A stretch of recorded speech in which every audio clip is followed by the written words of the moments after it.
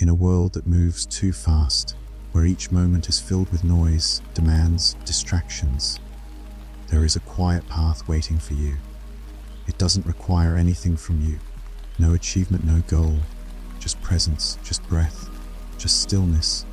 Zen stories come from that path. These are not fables in the traditional sense. They don't offer a moral to memorize or a lesson neatly wrapped in logic. Instead, they are invitations, enigmatic, simple, sometimes startling, sometimes soothing. They are meant to be experienced, not solved. Like a breeze brushing across your skin, or the silence between two waves crashing against the shore. Some stories may confuse you.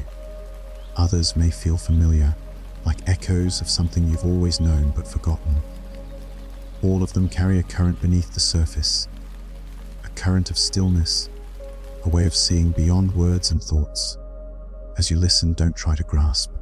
Let them float past like clouds in a vast sky. Let them arrive and leave with ease. If one lingers, let it. If one disappears without meaning, let that happen too. There is no right way to receive these stories. You might be here because your heart feels heavy, or perhaps your mind is tangled with noise. Maybe you don't even know why you pressed play, only that something inside you said now is the time. Good. That's enough. You're here. That's all that matters. Let this be your time. You don't have to do anything. You don't have to figure anything out. You don't even need to understand what's being said. All you need is a little space inside, a gentle openness to whatever may arise. Zen doesn't shout. It whispers. It walks beside you. And sometimes it says nothing at all. You'll hear 25 stories, some ancient, some modern, all chosen for the way they offer calm to the heart, ease to the mind, and an invitation back to stillness. They're not arranged by difficulty or theme or even meaning. They flow like a stream, each one independent, yet part of a larger movement. Listen in order or return later to anyone that speaks to you. The invitation remains open, and as you begin, I'll offer just one small suggestion. Wherever you are, whether walking, resting, sitting in a quiet room, or surrounded by the noise of the world, pause just for a breath. Feel the air move in, then out, and trust that something will meet you here. Now let us begin. Zen stories, often called koans or parables, have been shared for centuries, passed down from teacher to student, whispered in monasteries, written on scrolls, or spoken under the moonlight. They're small, quiet things, but their simplicity hides a great depth. Like a pebble dropped in a still pond, their impact often unfolds in ripples. So what exactly are Zen stories? They aren't instructions. They don't provide steps to success, and they rarely give clear answers. Instead, they invite us into paradox. They open up space where logic softens and the heart begins to listen. These stories were born not to be solved, but to be lived with, even puzzled over, even resisted. Their purpose is not to fill your mind, but to gently empty it. You might hear a story and feel puzzled. What does that mean? Or even, that didn't make sense. And that's okay. That's the beginning. Many of the greatest Zen stories begin in confusion, because confusion shakes the mind loose. It makes room for something new, something beyond explanation. Zen doesn't chase after clarity in the way we're used to. It trusts in the power of direct experience. A monk might ask a master, "What is the way?" and receive a surprising answer, a shout, a laugh, a gesture toward a tree. The story ends, and we're left not with an answer, but with a question that echoes in our own life. Think of them like doors, not to be knocked on, but walked through. They don't lead outward, they turn inward, and what you discover through them may not be a thought or idea, but a feeling, a shift, a kind of quiet realization that doesn't need to be spoken aloud. In some traditions, a single Zen story is studied for months, even years, not because it's long or complicated, but because it reveals itself in layers. Like watching mist lift from a mountain, or hearing a familiar song in a new light after a long silence. These stories come from monks and masters, wanderers and poets, from temples, mountaintops, forests, and sometimes from moments as ordinary as pouring tea or sweeping the floor. They're rooted in ancient traditions, but they speak to something timeless inside us, the part of us that recognizes stillness, the part of us that longs for peace. So when you hear them, try not to look for logic. Don't measure them against what you already know. Let them meet you like a poem or a breeze, not to be grasped, but to be felt. You may find as you listen that your thoughts begin to slow, that silence grows larger between the words, that you start noticing things, the breath, the pause, the way your body feels in this moment. That's the work of Zen. Quiet, subtle, transformative. The stories may be short, but they carry something ancient, something beyond explanation.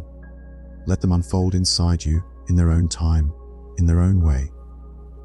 Now that you're here and you've settled into this space, it's worth considering how to actually receive these stories. How do you listen to something that doesn't ask to be understood in the usual way?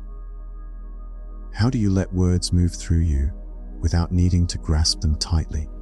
It helps to treat them more like music than instructions. Think about when you hear a melody you love. It doesn't need to be analyzed. You don't break it apart to make sense of it. You just feel it. Let it carry you. The same is true here. These stories are not puzzles to solve. They're more like mirrors held up to your everyday mind, sometimes reflecting truth, sometimes distortion, always inviting inquiry without pressure. Some listeners find it helpful to close their eyes. Others like to walk slowly while listening, or sit near a window with light pouring in. There is no correct setting. The only real guidance is to listen in a way that feels open, present, unforced. And when a story ends, let it rest. Let the silence afterwards speak just as much as the words. You don't need to rush into the next thought. In fact, some of the deepest moments in Zen come right after the story ends, when you're left sitting in the echo of what you just heard. Try not to reach too quickly for meaning. Let the meaning reach you. It may come in the form of an image or a feeling in your chest. It may come much later while you're washing dishes, or standing in line, or hearing a bird call out from a tree. That's how these stories work. They sneak in softly, like water through stone. And if a story doesn't make sense at all, that's perfectly fine. Truly, you might find yourself frustrated or even laughing at how strange something seems. That too is part of the process. Zen stories often bypass our reasoning mind because they're pointing at something deeper, something the mind alone can't grasp. Listening without effort is the key. Trusting that something inside you already knows how to receive this, even if you don't consciously understand it. And remember, it's okay to feel nothing at all. That's part of the listening too. Not every story will stir you. Not every moment will feel profound. But together, these stories form a rhythm, a quiet pulse that invites you back to your center again and again. If you're able, bring your attention to your breath for a moment now. Inhale gently. Exhale slowly. Allow yourself to become aware of the room around you, the floor beneath you, the quiet between each word. There's no need to prepare beyond that. You've already arrived. The first story begins not with noise, but with emptiness. It's called The Empty Cup. A scholar visited a Zen master to learn about Zen. The master welcomed him with tea. As the scholar spoke at length about his own views, the master listened silently, then began to pour tea into the scholar's cup. He poured and kept pouring. The cup filled, then overflowed.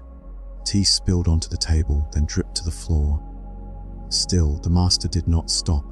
The scholar watched, bewildered. Finally, he cried out, "It's overfull, no more will go in." The master looked at him calmly and said, "Like this cup, you are full of your own opinions and assumptions. How can I show you Zen unless you first empty your cup?" That is the story, and like many Zen tales, It offers something beneath the surface, something you feel more than understand. The scholar arrives certain, prepared to receive new knowledge, but his readiness is an illusion. He is already filled with beliefs, arguments, identity. He carries a cup that cannot receive anything new. We do this too, often without knowing. We come to conversations, to books, to life itself already full of our stories, our plans, our judgments, our certainty. We want more, but there's no room for it. And so, even in our search for peace or wisdom, we might miss what's already being offered.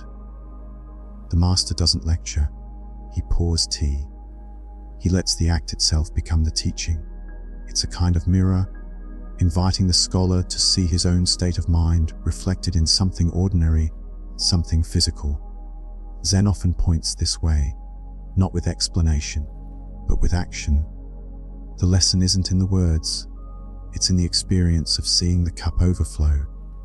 The wisdom here is not just about learning Zen, it's about how we hold everything. Can we notice when our minds are too full to truly hear? Can we feel when our own thoughts are crowding out what's right in front of us? Sometimes emptying the cup means pausing before we respond. It means letting go of the urge to compare, to fix, to label. It might mean sitting in silence, listening without forming a reply, feeling instead of interpreting. Zen reminds us the cup doesn't have to be emptied once and for all. Emptiness is not a goal we achieve, it's a practice. A rhythm. We empty, we fill, we empty again. Even now in this moment, can you sense what your cup is holding? Is it full of expectations, of resistance, of mental noise? If so, that's okay. You're human. Just notice it. That noticing in itself is a kind of emptying. So take a breath. Let the breath be the pouring. Let it clear some space. When we truly empty the cup, even briefly, the world enters in a new way. A breeze feels sharper. A voice feels warmer. A single sound might open something deep within. And when there's room, even silence becomes rich. Let this story linger without dissecting it. Let it rest somewhere in the quiet of your own being. You are not asked to fix or solve, only to be a little more empty and a little more open. The next story is one of the most well-known in the Zen tradition. It's called Is That So? There was once a respected Zen master who lived in a quiet village. He was admired by many, known for his calm demeanor and his wisdom. People came from miles around to hear him speak, or simply to sit with him in silence. One day, a young woman in the village became pregnant. Pressured by her family to reveal the father's name, she finally, in fear and desperation, blamed the Zen master. The villagers were shocked, outraged. How could this happen? They marched to the master's house, furious, with the girl in tow. So, they said, "Seems you are not what you appear to be." The master looked at the girl, then he looked at the crowd, and calmly, he said, "Is that so?" He accepted the baby when it was born. He cared for it tenderly without complaint, raising the child as his own. Months passed. Eventually, the girl could no longer bear the lie. She confessed. The real father was a young man who worked in the marketplace. Her family, ashamed, returned to the master and begged his forgiveness. They took back the child, and the master, once again, simply said, "Is that so? That's the story." At first glance, it seems too simple, almost passive, but sit with it and a deeper current begins to move beneath the surface. This is not a story about resignation. It's about radical equanimity, the ability to stay steady and open in the face of life's storms. Accusation, blame, shame, and misunderstanding. He meets all of it without defense, without bitterness, without ego. Imagine being in his place. Falsely accused, your reputation shattered, your life interrupted. Most of us would protest, explain, demand justice. But the master doesn't argue. He doesn't resist what's happening. He just responds to the moment as it is. There's a strength in that softness, a power in that surrender. His response, "Is that so?" is not indifference, it's awareness. It's the clarity to see that things arise, things pass, and none of it truly touches who we are at the deepest level. That awareness allows him to act, not from reactivity, but from presence. He cares for the child with love, even as the world misjudges him. And when the truth comes out, he lets go without anger or vindication. There's no clinging to identity, no score to settle, no need to be right. In Zen, this is sometimes called not knowing mind, a state of openness, where we don't rush to label or resist experience, where we meet each moment without the filter of our preferences, our fears, or our pride. The master's phrase, just 3 words, is a doorway into that space. Is that so? It's an invitation to meet life as it comes, without collapsing into reaction. Think about how often we tighten against events, how we judge quickly, defend quickly, retreat quickly. What might it feel like instead to say, is that so? Not as a shrug, but as a way of holding space for what is. Not to give up, but to soften into presence. This isn't easy, but sometimes the first step toward peace isn't to fix what's happening. It's to stop resisting what's happening. From there, a different kind of action becomes possible, an action rooted not in fear or image, but in quiet, grounded clarity. So the story leaves us with a question, not about the master, but about ourselves. When life misjudges you, when someone fails to see who you really are, when plans break or love changes, or the path disappears beneath your feet, can you meet that moment with stillness? Can you ask not as defeat, but as curiosity? Is that so? This next story is called A Cup of Tea. It begins, as many Zen stories do, with a visitor seeking wisdom. A professor from the university traveled to speak with a Japanese Zen master. He was well-read, well-respected, and very certain of his own knowledge. But he wanted to know more about Zen, to add it to the many systems and philosophies he had already studied. The Zen master welcomed him kindly and invited him to sit. As they began to talk, the professor quickly launched into his own ideas, opinions, interpretations, discussing Buddhism, psychology, metaphysics, and more. The master said little. After a while, the master offered the professor some tea. He brought over a pot and 2 cups. He began to pour. The professor watched. The cup filled. The tea reached the brim. Then it overflowed onto the table, and then onto the floor. The professor exclaimed, "Stop! Can't you see the cup is already full?" The master stopped pouring. He looked at the professor and said, "Exactly. You are like this cup, so full of your own ideas that nothing more can go in." And that was the teaching. It's easy to hear this story and assume it's simply about humility, about not being arrogant, or not assuming we already know everything. But like all Zen stories, it works on more than one level. It's not just about intellectual pride. It's also about the subtle ways we close ourselves off without realizing it. We walk into situations already carrying stories about them. We meet people with judgments formed, expectations loaded, comparisons running in the background. Even when we think we're open, we might still be filtering everything through what we believe or what we want to be true. This cup is not just our mind, it's also our identity, our self-image, our constant commentary. So when the master overfills the cup, it's not just a visual gag. It's a moment of awakening, a mirror, a way to see the professor's mental state made visible, so he can't ignore it anymore. What does it mean to empty the cup? It might mean being quiet a little longer than feels comfortable. It might mean pausing before reacting, letting go of needing to sound right or appear wise.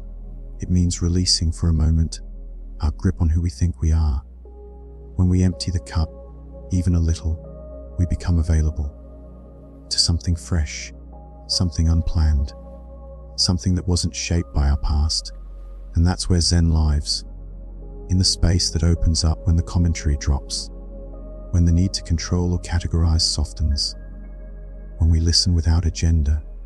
Think of a moment when you truly heard something, when someone spoke and instead of preparing your next thought, you just received their words completely. That was an empty cup, or a moment when a sunset stopped you, and for a breath, there was no self-commentary, no analysis, only awe, another empty cup. Zen invites us to return to that again and again, not because it's better, but because it's real. It's what's here when we're not trying so hard to shape what's here. So maybe the story isn't just for scholars or seekers. Maybe it's for all of us. Every time we think, I already know. Every time we interrupt, dismiss, or resist. Every time we come to life with a closed hand instead of an open palm. The next time you find yourself speaking before listening, or judging before seeing, or answering before understanding, ask gently, "Is my cup full? And if so, can I pour just a little out?" Even now, with this story in your ears, you might let the words fall away for a moment. Let the breath be your anchor. Let the silence be the space where something new might find you. There is great wisdom in simplicity, and profound depth in a single cup of tea. This story is called The Sound of One Hand. It begins with a student, young, eager, full of energy. He comes to his Zen master and bows deeply. "Master," he says, "please show me the way. I want to awaken. I want to understand." The master nods. Then, without ceremony, he says, "You must go and meditate on this question." What is the sound of one hand clapping? The student blinks. He waits for more explanation, but the master says nothing further. Confused, the student leaves. He finds a quiet place and begins to ponder. Days pass, then weeks. He thinks and thinks. He waves one hand in the air, trying to hear a sound. He slaps it against his leg. He imagines metaphors, creates theories. He returns to the master, full of words, trying to explain what he thinks the answer might be. But the master simply shakes his head. Keep meditating. Again and again the student returns, each time with a new idea, a new theory, a new answer. And each time the master listens and then sends him back. The question stays with the student. It haunts him, but gradually something begins to shift. His thoughts start to slow. His theories start to seem hollow. He stops searching for a clever response and starts listening more deeply, not with his mind, but with his whole being. And then, one day, he hears it. Not a sound in the usual sense, not an answer to be spoken, but a direct experience, a knowing beyond explanation.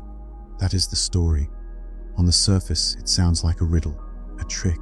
How can one hand make a sound? But this is not a problem to be solved. It's a koan, a kind of spiritual catalyst used in Zen to disrupt ordinary thinking and open the door to a deeper form of insight. Koans aren't meant to be answered. They're meant to be lived with. They can't be solved with intellect because they bypass the intellect entirely. They're designed to break the grip of logic and invite a more direct, more intimate kind of understanding. In the beginning, the student does what most of us would do. He tries to think his way through. He analyzes. He theorizes. He searches for the right answer, assuming there is one to be found.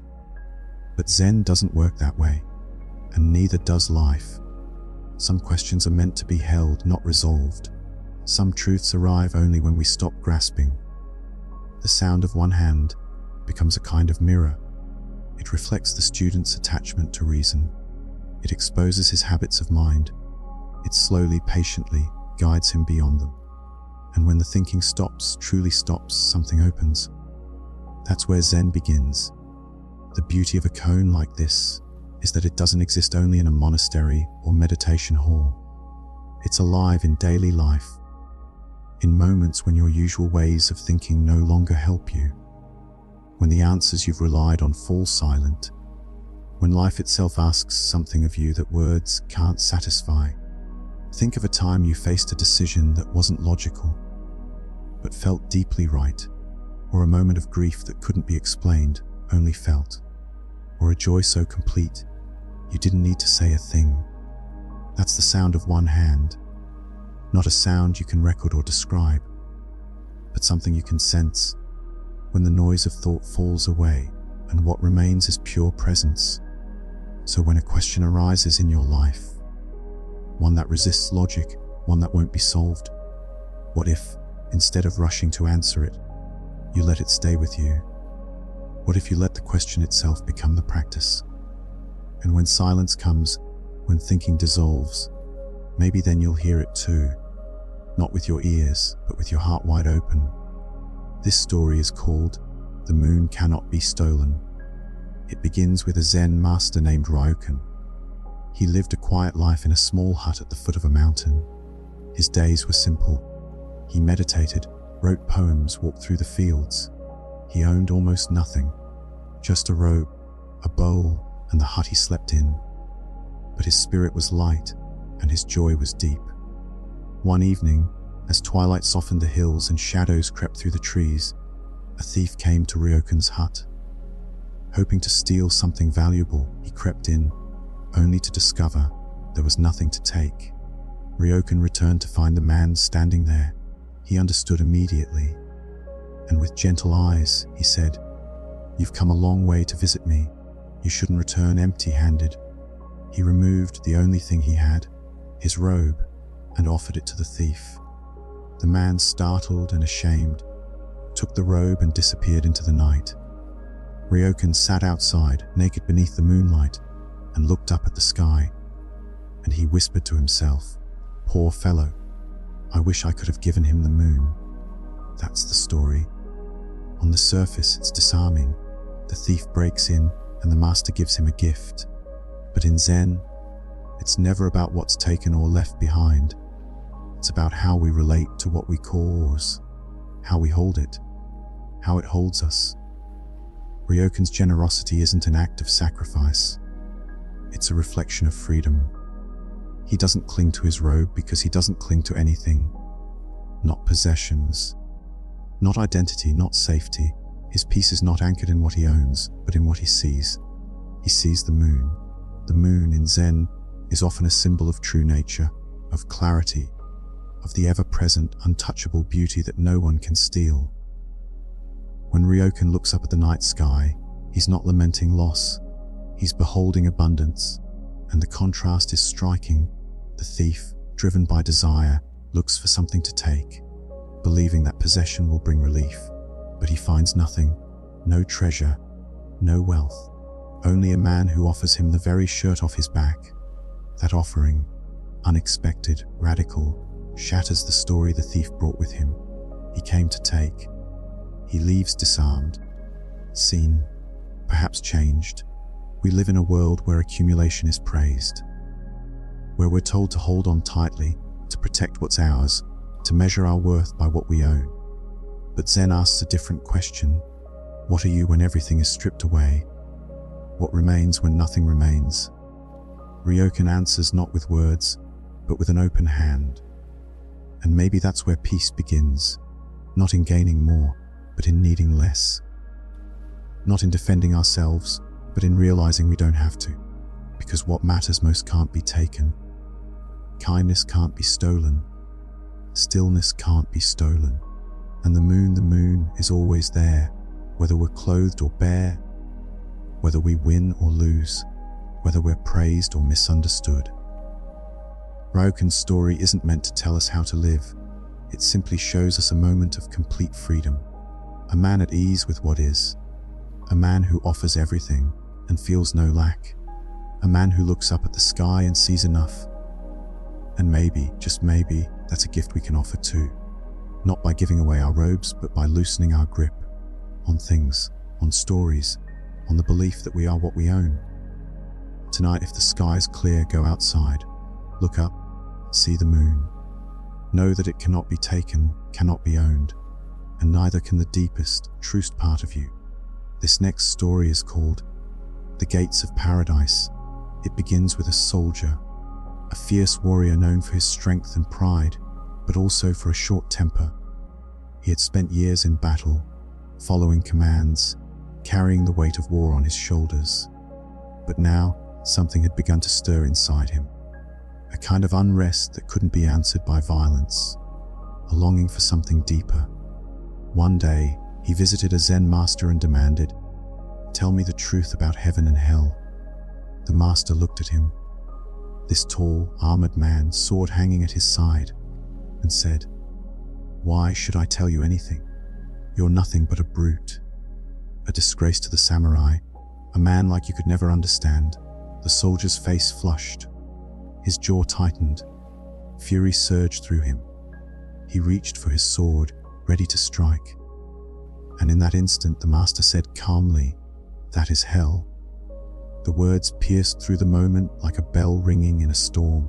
The soldier froze, sword half drawn, and suddenly he saw the anger, the pride, the ego. Saw how he had lived in that burning state for so long, mistaking it for power. And now, in the quiet between breaths, he felt something shift. His hand relaxed. The sword dropped. With tears forming in his eyes, he bowed low. And the master said gently, "And that is heaven. That is the story. It's quick, sharp. A moment stretched wide enough to reveal two entire realms. Heaven and hell, unveiled not in death, but in presence. Not as distant places, but as inner states. We often imagine heaven and hell as somewhere else, some future reward or punishment. But Zen turns the gaze inward. It asks, where are you right now? The master doesn't give a lecture. He doesn't list virtues or sins. Instead, he shows the soldier, shows him, through direct experience, what it means to live in hell, to be consumed by anger, to be ruled by pride, to react without awareness. And just as powerfully, he shows him the way out. In one breath, the sword is drawn. In the next, it falls to the ground. That's how quickly transformation can begin. Not when we become someone else, but when we wake up to who we already are beneath the fire. When the eyes soften, when the heart opens. Heaven, in this story, isn't a reward. It's a return, a remembering, a peace that's always waiting beneath the surface, beneath the armor, beneath the fear. The master's words don't just point to truth. They create the experience of truth. He provokes the soldier not out of cruelty, but as a mirror, a moment of fierce compassion. And in that fire, the soldier sees himself, not as a warrior, not as an image, but as a human being capable of both destruction and grace. We all carry the same choice. When someone insults us, do we burn? When things fall apart, do we strike? Or do we pause? Can we feel the flame rise and not feed it? Can we set down the sword? Zen doesn't promise a life without pain, but it offers a path where even pain becomes a teacher, where even rage can reveal the doorway back to softness. In our everyday lives, the gates of heaven and hell are always nearby. They open and close not with the stroke of fate, but with the movement of the mind. One moment, we react. The gate swings open to suffering. Next we breathe, we bow, and there it is, peace. That's the invitation this story offers, to look not to the sky, but to this moment, and to ask gently again and again, which gate will I walk through now? This story is called No Water, No Moon. It begins with a nun named Chiono. She had been training in Zen for many years, dedicating herself to practice, to study, to silence. Her longing was deep and sincere. She read the scriptures, sat in meditation, and asked the questions that so many of us ask in our own way. When will I understand? When will I awaken? One evening, she was walking by herself with an old water bucket in hand. The moon hung low in the sky, bright, full, casting its light across the courtyard. As she walked, she paused at a well to fetch water. She filled her bucket and began to carry it back to her quarters. The surface of the water shimmered, and in that stillness, she noticed the moon's reflection floating inside the bucket. Quiet, luminous, whole. Then suddenly, the bamboo bucket broke. It split, worn thin from age and use. Water spilled out. The moon's reflection vanished. And in that instant, she awakened. Later, she wrote her poems, this way and that I tried to keep the pail together, hoping the weak bamboo would never break. Then at last the bottom fell out. No more water, no more moon in the water, emptiness in my hand. That's the story. So simple, a cracked bucket, a vanished reflection, and in that quiet moment, clarity. The story invites us into a deep, spacious truth that what we chase is often only a reflection, not the thing itself. We reach for it. We try to hold it. We protect the container, thinking that if we just hold it together a little longer, we'll finally feel complete. But in Zen, awakening often comes not when we grasp, but when we let go. Chiono had been striving, studying, hoping for a breakthrough. We know that feeling well, the urge to understand, to fix ourselves, to get somewhere. But the moment that opened her was not a moment of effort. It was the moment when everything she was holding fell away. The bucket broke, the water spilled, the reflection disappeared, and all that remained was what had always been there. The vast sky, the moon, and her own awareness, untouched and clear. Zen speaks often of emptiness, but not as a void to fear, rather as a freedom, a space where nothing is clung to and nothing needs to be. In the breaking, she was released. Sometimes our greatest insights don't come when we add something new, but when something old collapses, when a belief cracks, when a role dissolves, when a plan fails, when we stop trying to hold it all together, and in the letting go we find stillness. No water, no moon, nothing to hold, nothing to reflect, nothing to protect, just presence. That's the paradox of practice. We strive until we're tired of striving. We seek until the seeking burns itself out. And then, suddenly, or quietly, we see what was here all along. The moon doesn't disappear when the reflection vanishes. It was never in the water to begin with. And your true self, your stillness, your clarity, has never been held in thoughts or labels or plans. It doesn't depend on whether the bucket is intact. It just is. Chiono's awakening wasn't loud. It wasn't a vision or a thunderclap. It was the softest kind of knowing. The kind that arises when we stop trying to manage reality and simply meet it as it is. So the next time something breaks, an expectation, a rhythm, a belief, don't rush to fix it. Sit for a moment in the stillness that follows. Look up, breathe. You may just glimpse the moon quietly shining beyond the water.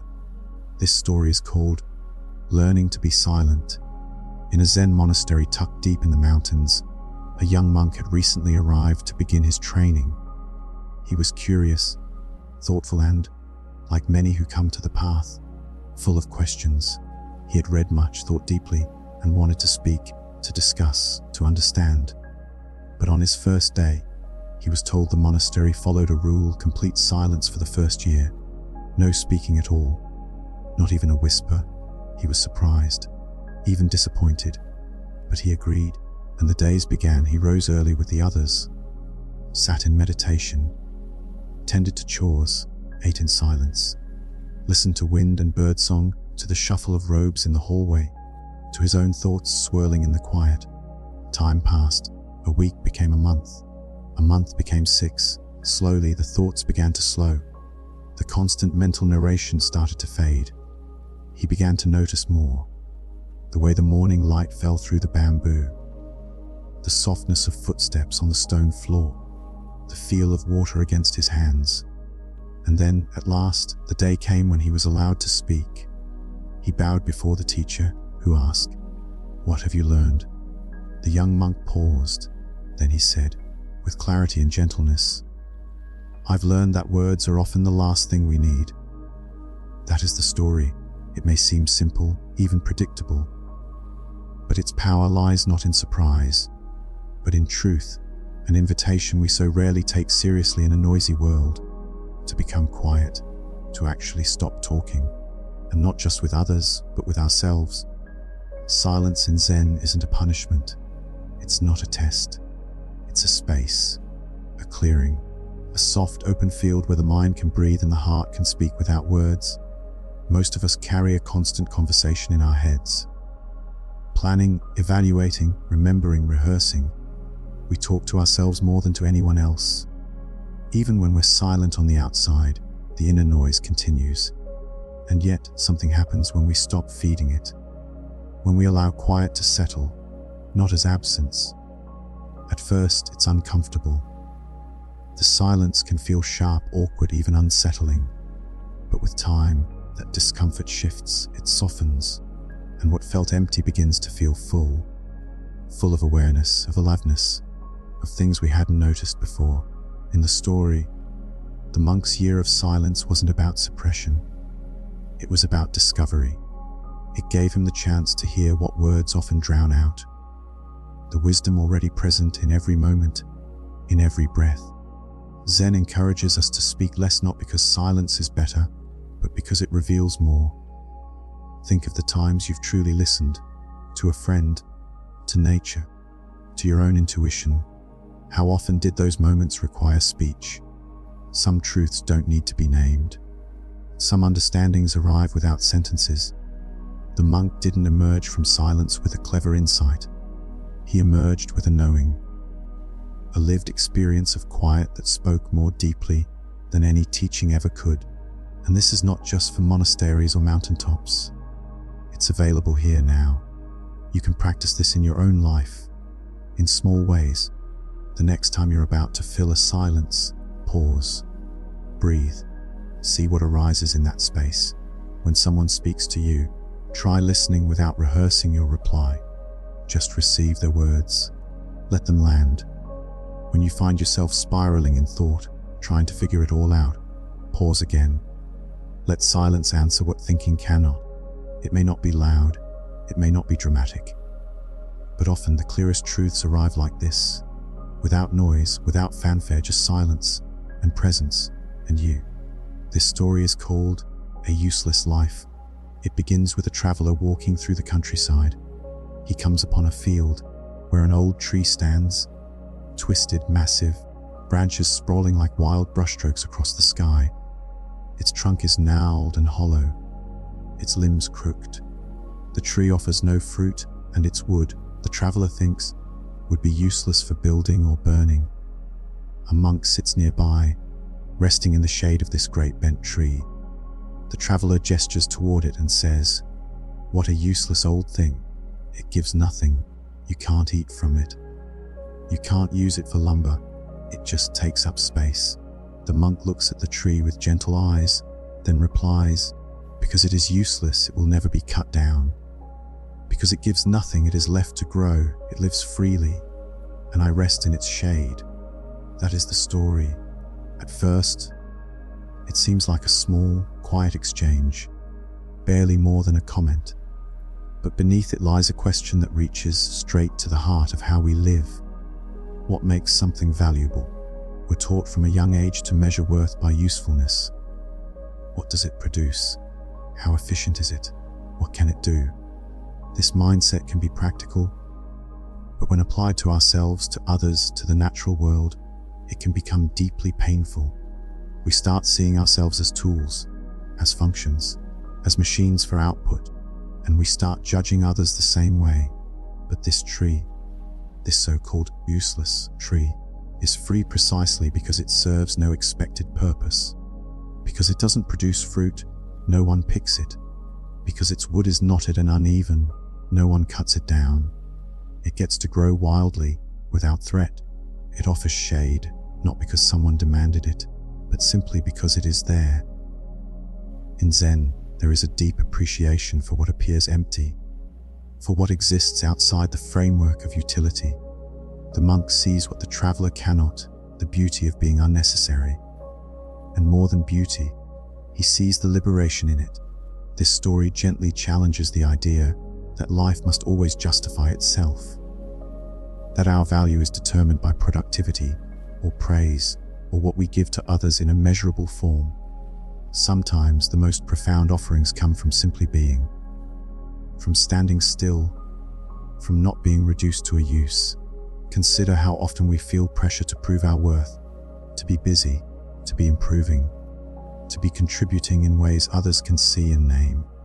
But the tree doesn't try to be anything, it just is. And because of that, it becomes a sanctuary for birds, for wind, for monks seeking shade. Its presence becomes its gift. So what if we allowed space for that in ourselves? What if there are parts of you that don't need to be useful to be cherished?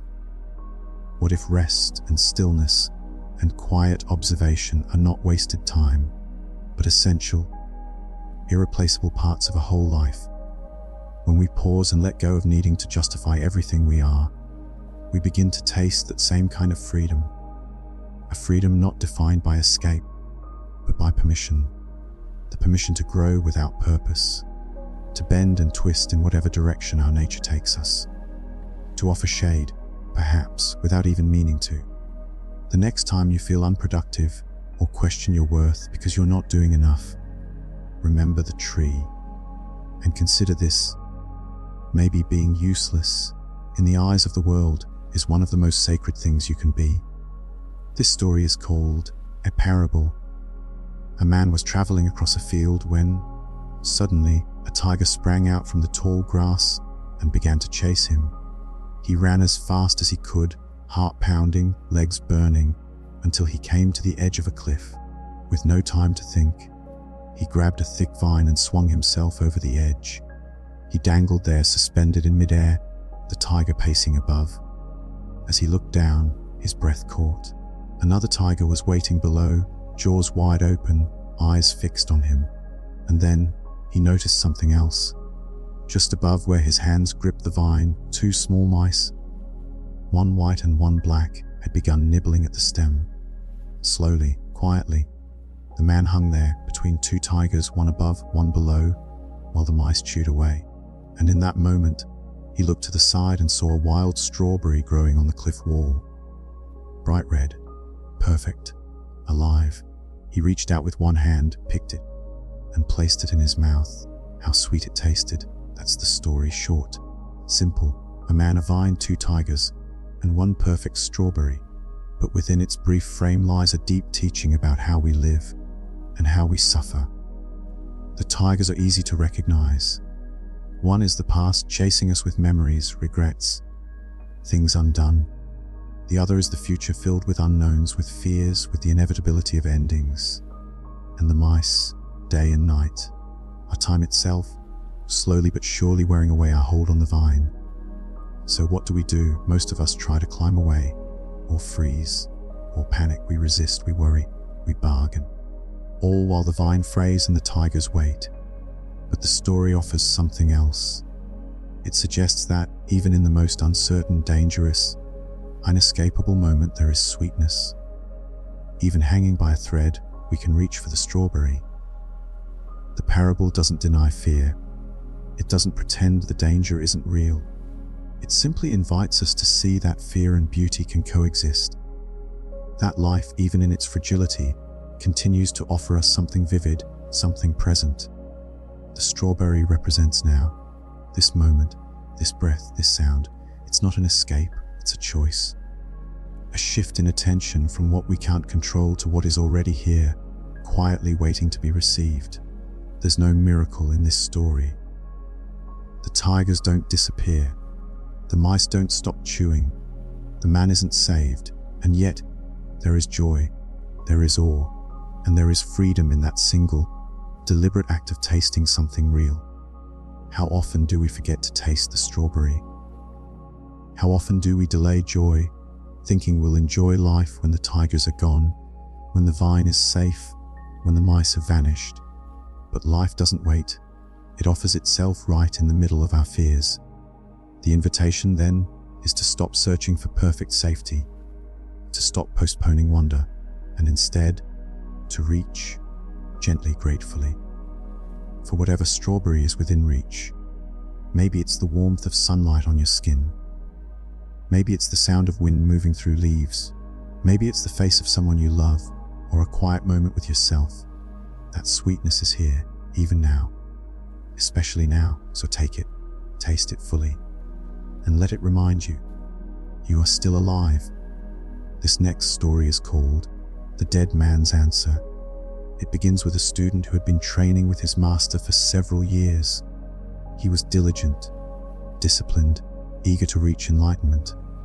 But with all his effort, something still felt distant. He couldn't grasp it. The understanding he longed for remained just out of reach.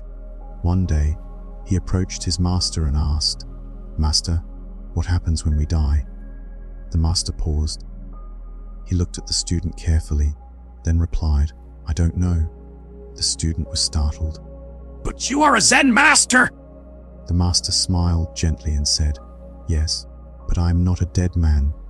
That is the story." It lands with a soft thud, doesn't it? No cosmic explanation. No vision of the afterlife. Just presence, honesty, a refusal to speculate about what is not yet known. And in that there is freedom. The student asked a question we all wonder about. What happens after this? Where do we go? What remains?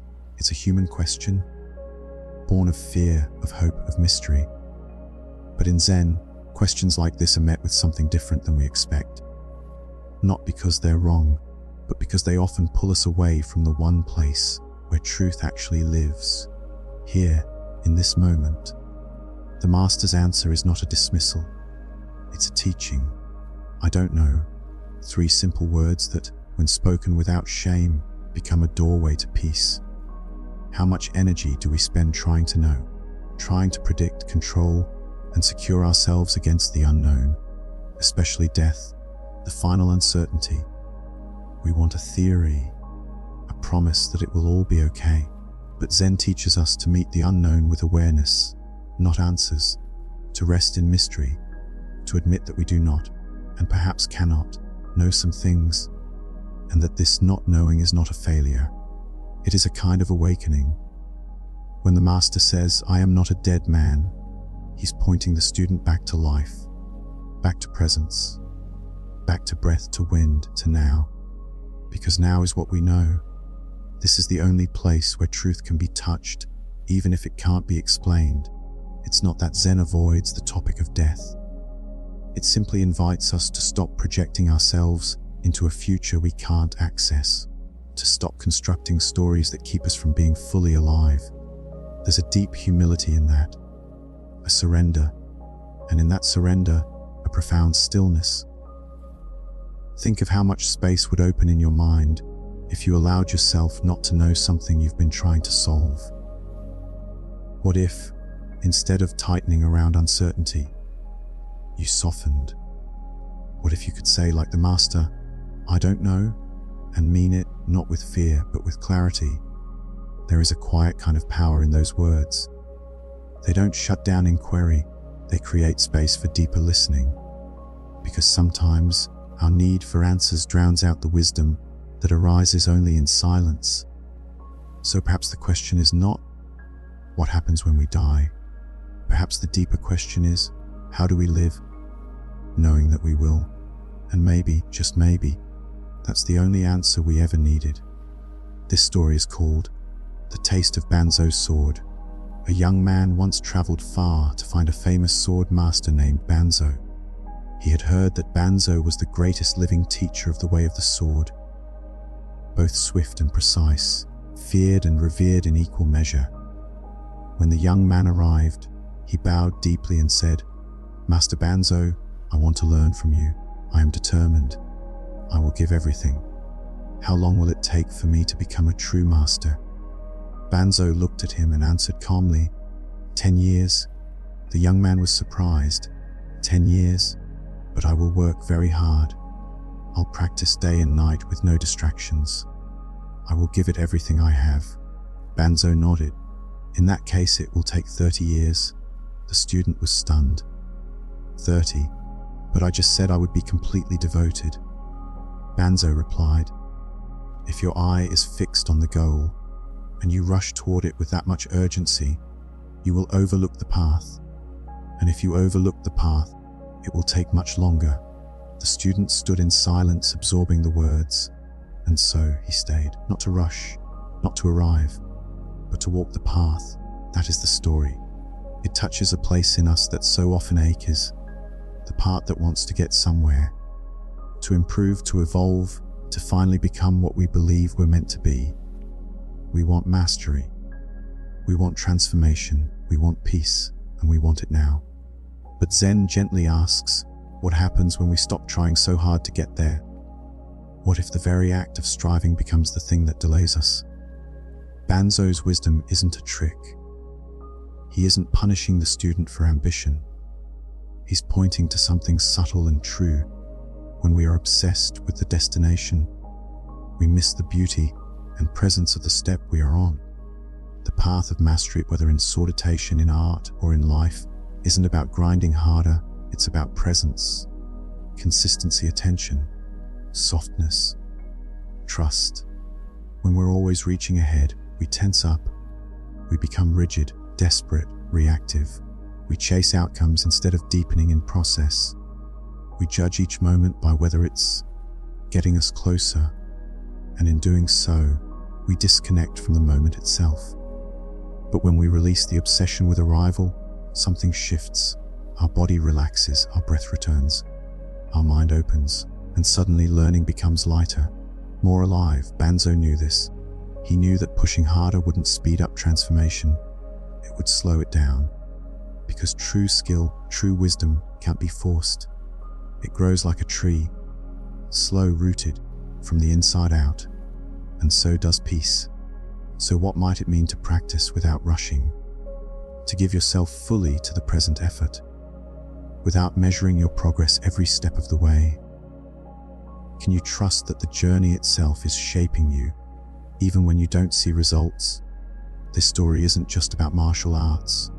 It's about anything we devote ourselves to: parenting, writing, healing, spiritual practice, the work of becoming more whole. Whatever path you're on, whatever you long to master, remember Banzo's words. Don't fix your eye too tightly on the outcome. Return to the step beneath your feet. Feel the texture of today's effort. That's where the real teaching is. And if you stay long enough, not just physically, but with your heart, you may find that mastery isn't a peak you climb to. It's a quiet presence that arrives when you're no longer striving for it. This next story is called "The Answer is in the Practice." A student approached his Zen teacher with frustration. He had been meditating daily, attending all the teachings, doing everything the tradition asked of him.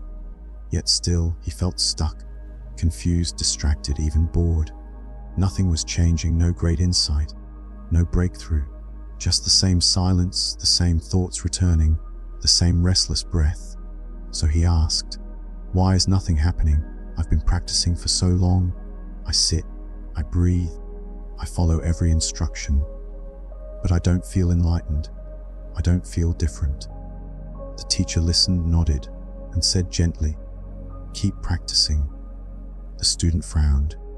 "That's it. Just keep doing what I'm doing, but I feel like I'm getting nowhere." The teacher smiled. "That is the path.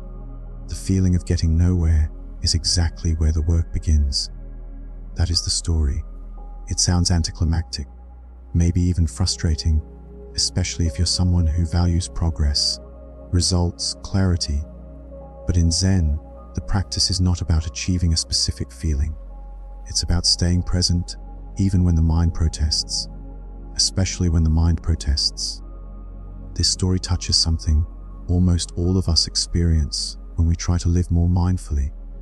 This subtle belief that something is supposed to happen, that if we meditate, or breathe, or sit still long enough, something will shift inside us and we'll become calm, wise, free from distraction. But Zen doesn't promise transformation in the way we expect. What it invites is presence with what is, not with the hope that it will go away, but with the courage to stay. The teacher's advice, "Keep practicing," isn't a dismissal. It's a powerful pointer, because something is happening in practice. But it's happening beneath the surface of expectation. The thoughts that feel repetitive, they're being seen now. The restlessness, it's no longer running you. The boredom, it's revealing your hunger for stimulation and teaching you how to sit through it. The practice is not fixing you, it's familiarizing you with yourself. And slowly, subtly, that familiarity becomes compassion. That compassion becomes stillness. And that stillness begins to shape the way you walk through the world. But it's not always dramatic. Often it's invisible. Zen teaches us that the most important shifts often occur without any fireworks, like the way a tree grows in silence, or how a wound closes day by day without announcement. The student wanted evidence, a milestone. But what the teacher gave him was steadiness, the reminder that insight does not arrive on demand. That presence is not a performance. That wisdom grows through showing up again and again, regardless of how it feels. So if your practice feels dull, repetitive, uncertain, good. That's part of it. If your thoughts don't quiet down, if your emotions keep rising, if you feel like nothing is happening, good. That's part of it too. The work is not in escaping discomfort, it's in turning toward it. And the reward, it's not a state you reach. It's the quiet knowing that you can meet each moment as it is, without running, without needing it to be different, without waiting for something better to begin, because in truth it already has. This story is called Muddy Road. It begins with two monks, Tanzan and Aikido, traveling together along a country road. It had been raining heavily, and the path was thick with mud. As they walked, they came upon a young woman standing at the edge of a large puddle. She wore a fine silk kimono, and she was clearly distressed, unable to cross without ruining her clothes. Without a second thought, Tanzan walked over to her, lifted her in his arms, and carried her across the muddy road to the other side. He set her down gently, bowed, and continued walking. Aikido followed in silence. He said nothing for the rest of the journey. 5 hours passed. Finally, as they approached the monastery, Aikido could no longer contain himself. He turned to Tanzan and said, "Well, monks do not go near women, especially not young and beautiful ones. It is dangerous. Why did you carry her?" Tanzan looked at him calmly and said, "I set her down hours ago. Why are you still carrying her?" That is the story. It's a teaching wrapped in just a few words. But it opens a window into something most of us live with every day, the weight of what we carry in our minds long after an event has passed. Tanzan met the moment with clarity. He saw someone in need and responded from presence, from kindness, without attachment. When it was done, it was done. He let it go. But Aikido couldn't let go. He carried judgment, doubt, discomfort, a sense of righteousness, all bundled up in silence, until it spilled out in frustration. Not because of what had happened in the moment, but because of what he kept holding on to. This story asks us, what are you still carrying? A comment someone made days ago, a mistake from last year, a story about what you should or shouldn't have done, a regret, a judgment of yourself or someone else. Zen teaches that these inner burdens often do more harm than the events themselves. The past is gone, but the echo, the mental replay, the resentment or shame, that's what weighs us down. Tanzan's wisdom wasn't just in helping the woman, it was in his complete willingness to move on, to be here, now, without dragging the past with him. Imagine how your body would feel if you stopped carrying a memory that no longer serves you. If you could say gently, "That happened, it's over," and place it down, not to forget, not to deny, but to free yourself. Because often we hold on thinking it will protect us, that if we keep replaying it, we'll understand it better, we'll avoid repeating it, we'll be safer.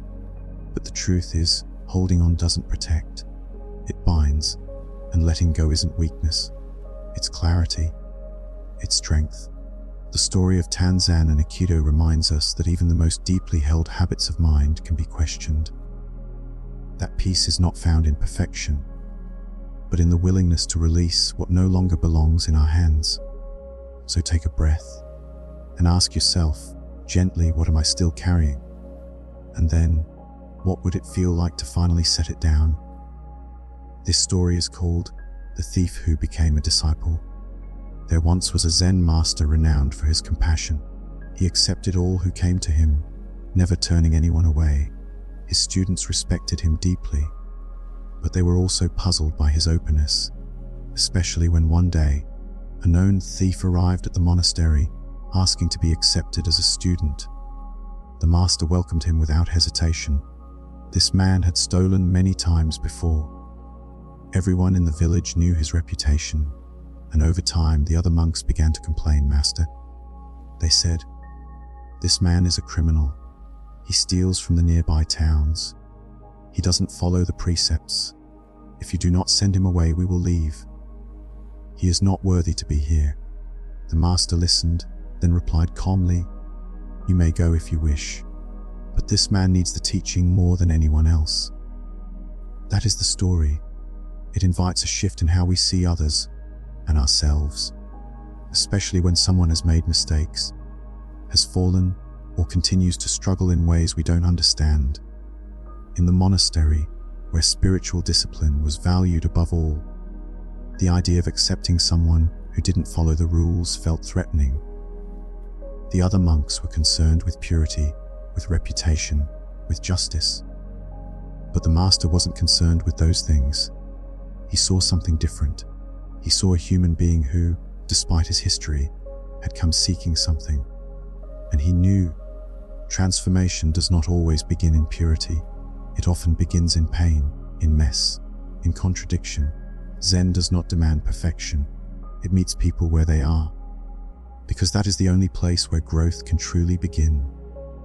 The master's response, welcoming the thief, even at the cost of losing his other students, was not weakness.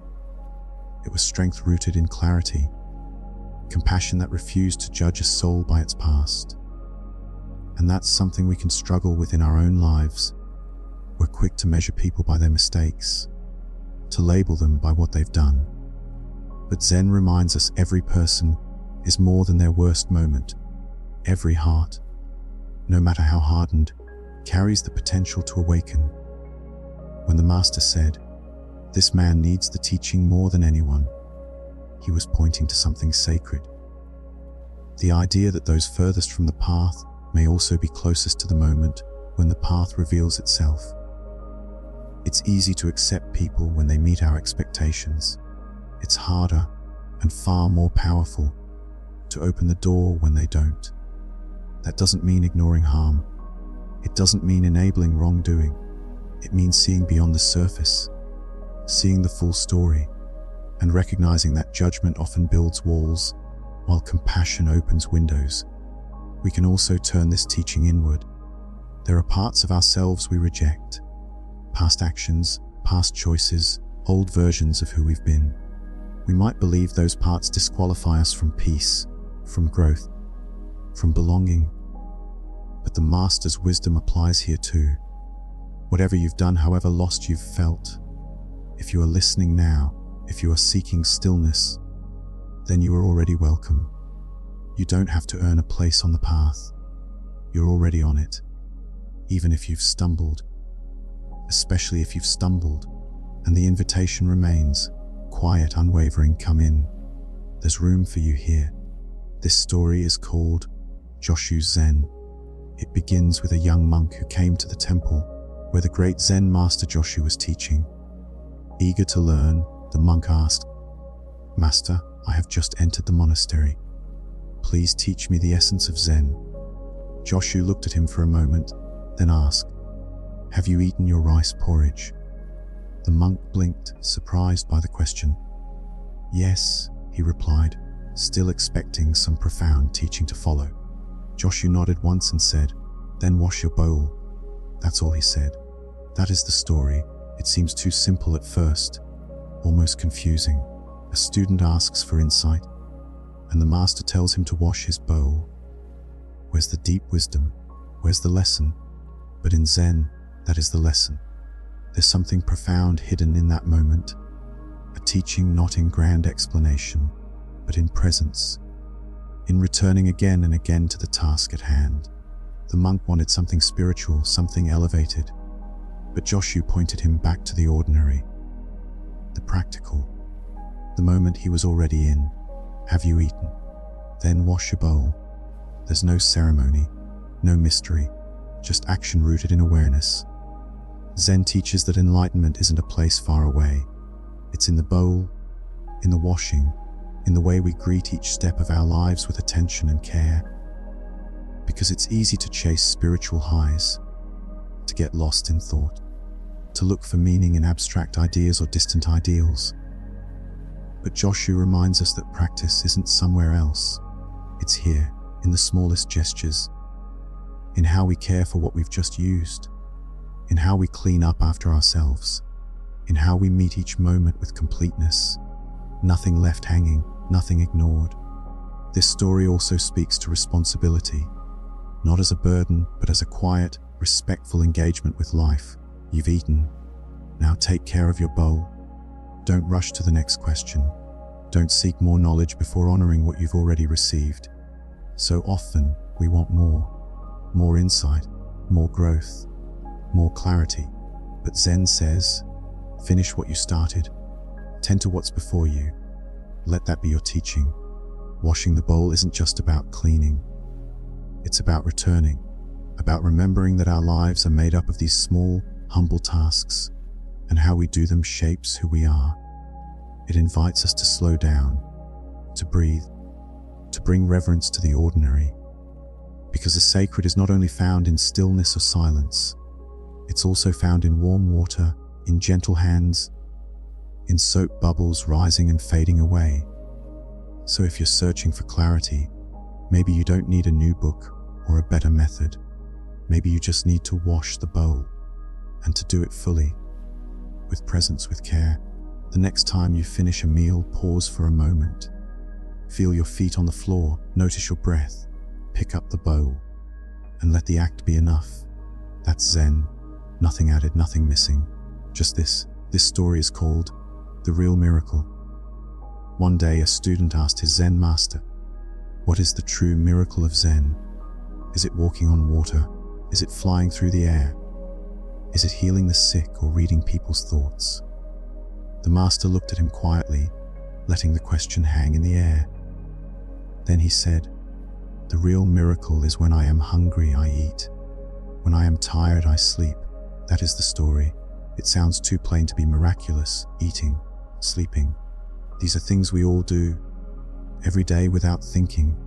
They seem so ordinary that we almost miss the point entirely. And yet, in this simplicity lies a radical teaching. Zen doesn't ask us to become superhuman.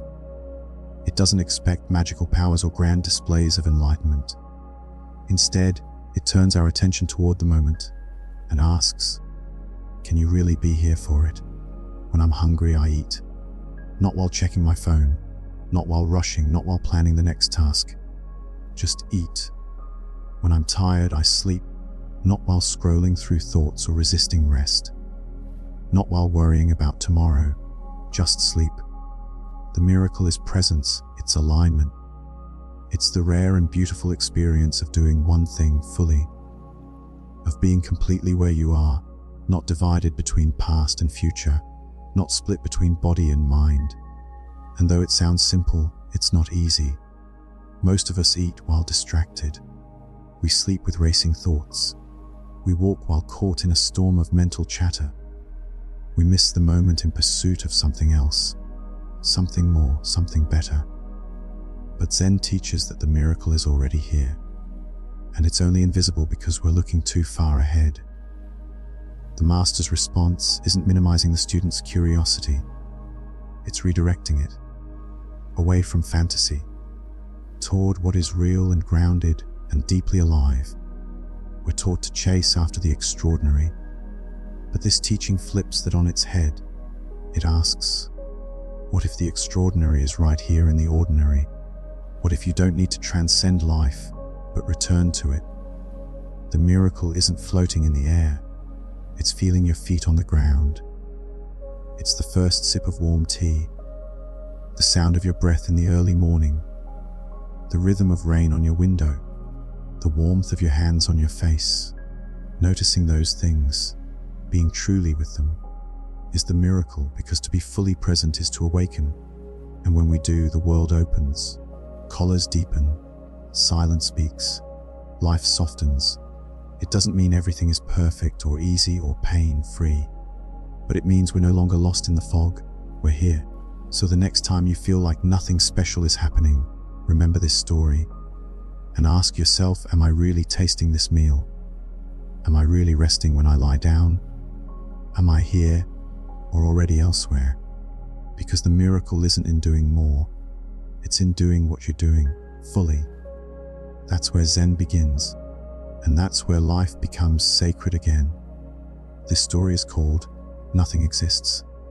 A wandering monk once approached the great Zen master Yamoka and asked him a question that had been troubling him. "Master," he said, "I have studied the sutras, chanted the teachings, and sat long hours in meditation. I have heard the words again and again. Nothing exists. But I do not understand. What does it mean that nothing exists?" Yamoka looked at him steadily and replied, "What you are asking about does not exist." The monk was taken aback. "But then why do people speak of it? Why do we practice if there is nothing?" Yamoka answered, "Because you speak, it exists." And then without another word, he turned and walked away. That is the story. It lands like a cone, confusing at first, but filled with subtle clarity. At the heart of it is a truth that Zen circles around again and again: existence, identity, understanding. They're not fixed. They're fluid, dependent, interwoven with our perception. When the monk says, "Nothing exists," he's repeating a teaching, but he hasn't yet embodied it. He's chasing meaning with words, with thoughts, with abstraction. Yamoka sees this, and he doesn't offer an explanation. He offers a mirror. What you are asking about does not exist. In other words, the question itself dissolves under scrutiny. It has no ground to stand on, because the very act of asking pulls you away from the truth it seeks.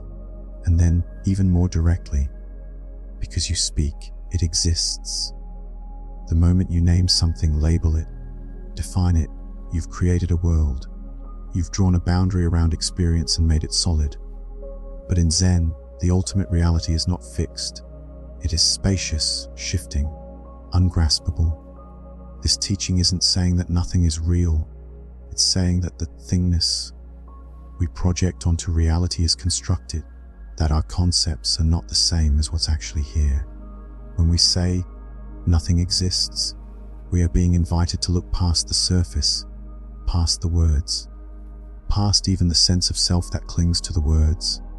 In deep silence, in direct presence, the world appears differently, not as a set of objects to be controlled or understood, but as a fluid unfolding. Zen doesn't seek to destroy reality. It seeks to strip away illusion. And one of the most persistent illusions is that we can find ultimate truth through concepts alone. The monk's confusion is our confusion.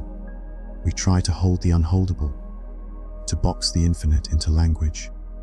But Zen reminds us, again and again, the finger pointing at the moon is not the moon. Even the question, what does it mean that nothing exists, comes from the mind's need for structure. But what if the answer can't be given? What if it can only be experienced in the stillness that remains when the questioning stops? There's a kind of freedom in that, because if nothing exists in the way we think, then we don't have to be anything in particular. We don't have to be right or wrong or certain or perfect. We are not fixed. We are unfolding. And if you can let that idea settle, not just in your mind, but in your breath, in your bones, then perhaps you begin to glimpse what Yamoka was pointing to. It's not that nothing matters. It's that everything matters differently when we stop clinging to names and forms. So when you next find yourself caught in thought, trying to define, to explain, to understand everything, pause. Let go of the question. Feel the moment instead. You may discover that the truth isn't in the words you speak, but in the silence that holds them. This story is called The Gift of Insults. There was once a Zen master who had gained a quiet reputation across the region for his calm, his clarity, and his kindness. People traveled from far and wide to learn from him. And as often happens when someone is deeply respected, there were also those who grew jealous of the attention he received. One day, a samurai who held a deep grudge against the master came to visit him. With a stern face and clenched fists, he stood before the quiet teacher, and unleashed a storm of insults. He called him a fraud, a coward, a charlatan. He accused him of manipulating people with silence, of pretending to know what he did not know. He shouted, cursed, and spat his words like arrows. But the master sat there calmly, unmoving, listening. When the samurai finished, the master finally spoke. His voice was soft, even, and kind. If someone offers you a gift, but you do not accept it, to whom does the gift belong? The samurai blinked, confused. To the one who offered it, of course. The master nodded. Then I do not accept your insults. That is the story. Short and deeply liberating. It offers us a path that runs against our instincts. Because when someone attacks us, whether with words, blame, or judgment, our usual response is to take it in, to defend, to react. We hold the insult, we turn it over in our minds. We feel the sting, we plan the comeback. We carry the weight of something that was never truly ours. But the master in this story doesn't pick up the insult at all. He listens. He sees it clearly. And then he leaves it there. It's not indifference. It's presence. It's the ability to respond from awareness, not from reflex. What makes this story so powerful is how quietly it redefines strength. We tend to think of strength as force, as resistance, as pushing back. But Zen offers another view. Strength as stillness. Strength as the refusal to let someone else's suffering become your own. Because that's what anger often is. Suffering turned outward. The samurai came not just with insults, but with his own pain, his own insecurity, his own story of who the master was and how things should be. But the master didn't meet him with more noise. He met him with spaciousness, with a boundary made of clarity, not armor. And you can do that too. You can notice when someone is throwing something at you, not a real thing, but a story, a projection, a wound dressed up as blame. You can pause, and in that pause, you can ask, do I need to take this in? Because you don't have to. You don't have to accept every opinion handed to you. You don't have to hold every judgment that comes your way. You don't have to pick up the insults that were never really about you. This is not about dismissing others. It's about choosing what belongs in your heart. Imagine how much lighter you'd feel if you didn't carry what wasn't yours. The next time someone offers you a gift made of anger, of blame, of sharp words and hardened edges, remember the master's question. If you don't accept it, to whom does it belong? Let the answer be your freedom. This story is called The Stone Mind. One afternoon, a young monk sat with his teacher beside a flowing stream. The water moved steadily over the rocks, creating a soft rhythm that filled the silence between them. They had been sitting for a while, just breathing, just watching. Finally, the student turned to the teacher and asked, "Master, how do I enter Zen?" The master was quiet for a moment, then he picked up a small stone from the riverbank and held it in his palm. He looked at the student and said, "Do you see this stone? It is completely at rest. It does not complain about the water flowing over it. It does not resist the wind or the sun or the passing seasons. It just is." The student watched the stone in the teacher's hand. The teacher continued, "To enter Zen is to become like this stone, not in body, but in mind. Still, unmoved by every wave of thought." That is the story. It invites a quiet shift, a different way of understanding what it means to practice, to be present, to be free. We tend to think of peace as something we must earn, something we reach through effort, through refining ourselves, through constant improvement. But the stone doesn't strive. It doesn't have to get anywhere. It simply abides. And that's what the teacher is pointing to. The Zen mind isn't a mind that's empty of all thoughts or feelings. It's a mind that doesn't cling, that doesn't get swept away by every impulse or reaction, that can hold stillness in the midst of motion. The river moves, but the stone stays. The world spins and the stone watches. Thoughts arise in your mind, And instead of following each one like a leaf in a storm, you simply let them pass, like water around the rock. It doesn't mean being passive or indifferent. The stone mind doesn't numb itself. It simply refuses to be pulled off center by every ripple in the stream. This is a deep strength, a quiet one, the kind of strength that's not loud, not flashy, but unshakable. When life becomes turbulent, when emotions rise or conflict appears, or your thoughts begin racing, ask yourself, what would it mean to be the stone? To observe without reacting, to feel without attaching, to breathe without rushing to change the moment. Zen doesn't ask you to be a stone forever, but it invites you to discover the clarity that comes when you return to stillness, when you stop running from yourself, when you stop needing every thought to be solved, when you allow the mind to be like the stone, steady, grounded, simply here. Even now, as you listen, you can try it. Feel your body resting. Feel the air moving through you. Notice your thoughts, but don't chase them. Let them flow around you like the river around the stone. You don't need to fix them. You don't need to push them away. You can simply be, because the real path to peace is not in becoming something more. It's in remembering how to rest in what you already are. This story is called Time to Die. There once lived a Zen master known for his unwavering calm. No matter what happened, whether good or bad, he would meet each moment with the same steady presence. People came from far and wide just to sit in silence with him, hoping some of his peace might rub off. One morning, he woke and sensed it was his time. His death, he knew, was near. So he dressed carefully, put his affairs in order, and lay down to rest, ready to meet the end. Word spread through the village. His students gathered around him, sitting quietly, hearts heavy. One student, with tears in his eyes, leaned in and whispered, "Master, please. Before you go, give us your final teaching, your last words." The master opened his eyes slowly, looked around the room with tenderness, and said, "I'm afraid I don't want to die." The students were stunned. Some were confused. Others looked at one another, unsure what to make of it. Their teacher, so composed, so wise, now saying something so human. Then the master smiled and said, "That too is the truth," and he exhaled, and he was gone. That is the story, and it is among the most intimate in the Zen tradition, because in that final moment, the master did not speak in riddles. He didn't hide behind formality. He offered something raw, honest. "I don't want to die."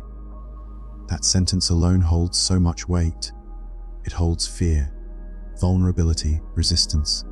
It holds the part of every human being that clings, even when we know the moment is coming. But then, just as powerfully, he said, "That too is the truth." And in that sentence he welcomed even the fear, even the discomfort, even the small ache of wanting one more breath. Zen doesn't demand perfection. It doesn't ask you to be free of all fear before you can be awake. It asks you to see clearly and to accept with open eyes whatever truth is arising, even if it's messy, even if it's not what you hoped, even if it doesn't match the image of who you thought you should be. The Master's final teaching wasn't a rejection of death. It was an invitation to embrace reality as it is, even when it's hard. We often think wisdom means rising above emotion, that enlightenment is a kind of cold detachment. But Zen tells a different story. It says, can you stay present with the full truth, even when it hurts, even when it surprises you, even when it doesn't fit your ideals? The students wanted his final words to be polished, poetic, clean, but the Master gave them something better: authenticity. And in doing so, he reminded them, and us, that awakening is not the absence of humanity, it is the full acceptance of it. So when fear arises, can you say that too is the truth? When joy surprises you, can you say that too is the truth?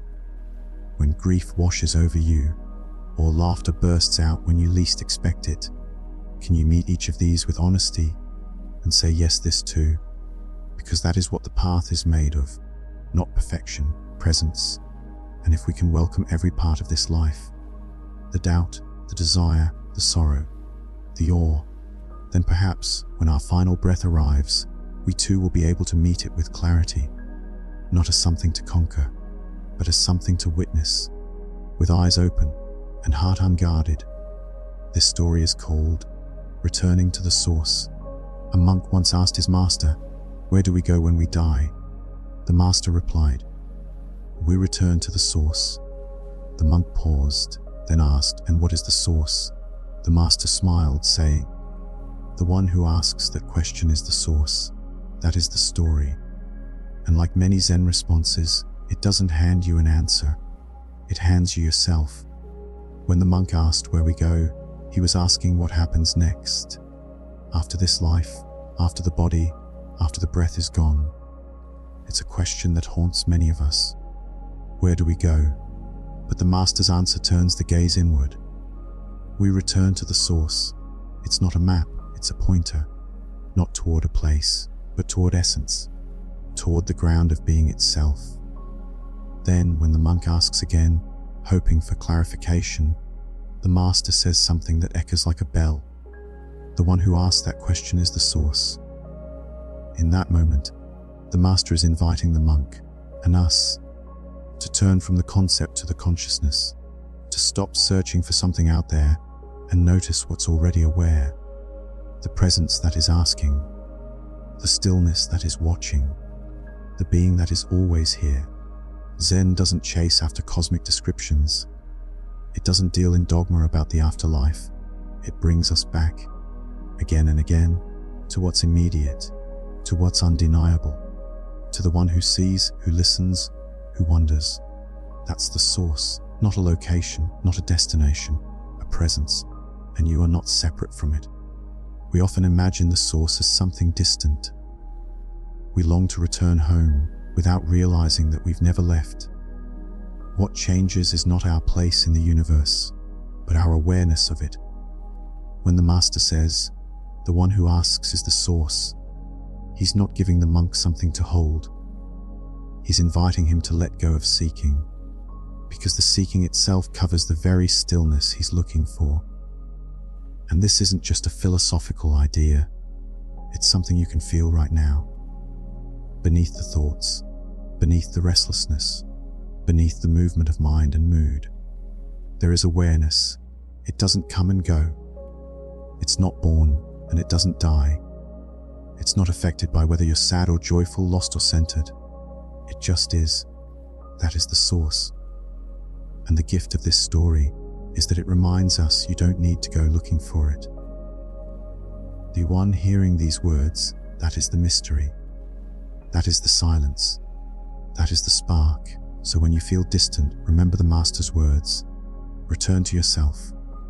Not the personality, not the story, but the quiet witness behind it all. The one who asks, the one who listens, the one who simply is. And in that return there is peace, not because something new was found, but because you stopped trying to find what was never lost. This story is called Obedience. In a quiet monastery nestled in the hills, a young monk was known for his energy, his intelligence, and his relentless questioning. He had read deeply, studied the sutras, and challenged many of his teachers, but still something eluded him. Some peace, some stillness that he couldn't reason his way into. One day, the abbot gave him a simple task. There is a stone garden in need of raking. Go and rake it. The monk bowed, somewhat frustrated by the menial request, but he did as he was told. He took up the wooden rake and walked out to the courtyard, where the white gravel waited, scattered with fallen leaves. For hours, he raked, carefully, meticulously drawing lines, brushing away debris, creating symmetry, beauty, precision. When he was finally done, the garden looked perfect, balanced, still. He stepped back and admired his work. Then, just as he turned to leave, the abbot appeared behind him. He looked at the garden, silent. Then he picked up a small branch and tossed it into the middle of the raked gravel. The monk's mouth opened in protest, but then he paused. He saw it. The branch lay there, unexpected, imperfect, and yet somehow the garden felt more alive, more natural, more real. The abbot said softly, "Now it is complete." That is the story. On the surface, it seems like a small moment, an elder adding a single touch to a young monk's task. But underneath, it speaks volumes about our relationship to perfection, control, and surrender. The young monk had done everything right. His lines were flawless, his work disciplined, but there was still a subtle tension in it. A grasping for order, a desire to please, to prove. He had followed the task, yes, but his heart was still wrapped in the effort of doing it perfectly. The abbot's action wasn't to destroy the monk's work. It was to free him from it, to remind him that beauty isn't found in flawlessness. It's found in truth, and truth in Zen includes the crooked, the unexpected, the natural messiness of life. Obedience here doesn't mean blind submission. It means openness, willingness, the humility to follow, not just with action, but with presence. To allow something beyond your own idea of how things should be, to shape what is. Sometimes we seek mastery by tightening our grip, by doing everything right, by seeking neatness and control. But Zen often invites us to loosen, to allow a little disorder, a little wildness, a branch where no branch is supposed to be, because life is not a raked garden. It is wind and rain and time, and we are not here to manage every leaf. We are here to meet what arises, and to remain soft in the face of it.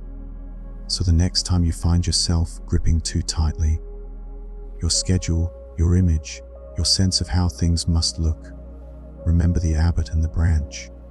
Let go of the perfection, welcome the irregular, and you might just find that what seemed finished still had room for something more true.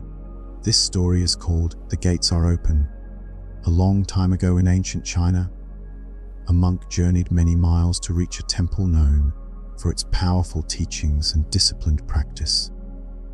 He had heard stories about the temple's master, a teacher whose presence could silence the mind with a glance, and about the great iron gates that protected the monastery's sacred ground. When the monk finally arrived, dusty and tired, he found the gates closed. He knocked, and a guard appeared. The monk bowed and said, "I've come to learn the way. I wish to study under your master." The guard said nothing, then pointed behind the monk. The traveler turned around. There, to his amazement, were wide, open gates on the other side of the temple, unlocked, unwatched, leading directly into the courtyard. He looked back at the guard, confused. The guard said, "They've always been open. You just came to the wrong side." That is the story, and it might seem light, even humorous at first. But like many Zen teachings, its simplicity hides something deeper. We often imagine that peace, or wisdom, or awakening is locked behind some great barrier, that we must struggle, that we must prove ourselves, that we must knock and wait and hope to be let in. But Zen gently turns us around. It says the gate was never locked. The door has always been open. You just haven't looked in the right direction. This story isn't about physical gates. It's about how we approach the practice, how we relate to ourselves, how we search for what's already here. We come with effort, with questions, with expectations. We think the path must be hard, must be guarded, must be earned. But the truth is more generous than that. What you are seeking does not need to be unlocked. It needs to be noticed. This teaching invites us to stop knocking at the wall, to turn around, to see that the very presence we are trying to reach is not elsewhere. It's here, quiet, ordinary, always available. It also points to how our minds create struggle. We approach life as if everything must be earned through effort, pain, or complexity. But sometimes, the thing we want most is already open, already within.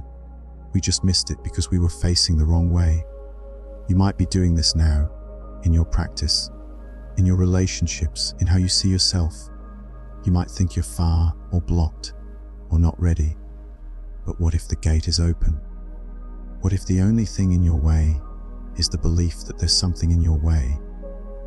That shift changes everything, because it brings the power back to this moment, not to the future, not to some ideal version of you, but to the you who is breathing right now. The gate isn't a test, it's an invitation, and it's not somewhere else. It's right here. Turn and see, step through. This story is called Each Day is a Journey. It begins not with a question or a conflict, but with a walk. A Zen monk once said, "Every day is a journey, and the journey itself is home." At first, it might sound poetic, like a line from a quiet journal or a page of soft calligraphy. But this statement holds something powerful, something radical in its gentleness. Because in our everyday lives, we are so often trained to think in terms of destinations. We think in goals, in completions, in checklists and milestones and arrivals. We chase after the next step, the next stage, the next version of peace or happiness we believe is waiting for us just ahead. But Zen turns that entire orientation around. Every day is a journey, yes, but the journey itself, the process, the walking, the moment-to-moment unfolding of now, that is home. Not the arrival, not the achievement, not the final insight, just this sip of tea.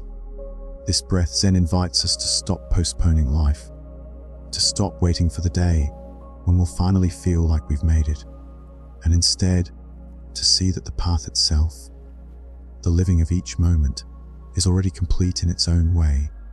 We don't walk to get somewhere else. We walk to walk. We don't breathe to reach a future version of calm. We breathe because it is the expression of life itself. And when we bring our full presence to the journey, something beautiful happens. Home stops being a place. It stops being a condition. It becomes a way of being. You've likely felt it, even if briefly. Those rare moments when time slows and you're fully in the flow of now. Maybe while hiking alone, or stirring a pot of soup, or watching light shift across the floor. A moment where you weren't trying to be anywhere else, because nothing else was missing. That was home. Not something you built, not something you earned, but something you recognized. And that's what this story reminds us of, that the sacred doesn't arrive later. It is not saved for retreats or rare revelations. It's walking with you now, step by step, breath by breath, wrapped in the ordinary fabric of your life. So even if the day feels small or heavy or slow, even if you feel tired or lost or unsure, remember it is still a journey. And the journey is not broken. It doesn't need to be more. It just needs to be met with presence, with kindness, with the soft understanding that every step, every pause, every detour belongs. This is it, not the warm-up, not the preview. This is the way, and you are already on it. This story is called Learning to Let Go. There was once a monk who had spent years in solitude, living in the mountains, far from the distractions of village life. He meditated daily, ate simply, and spoke only when necessary.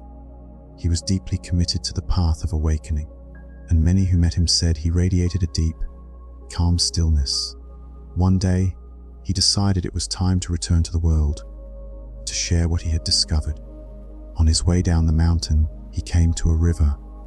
The water was deep, wide, and flowing quickly. There was no bridge, but fortunately, someone had left behind a small, sturdy raft.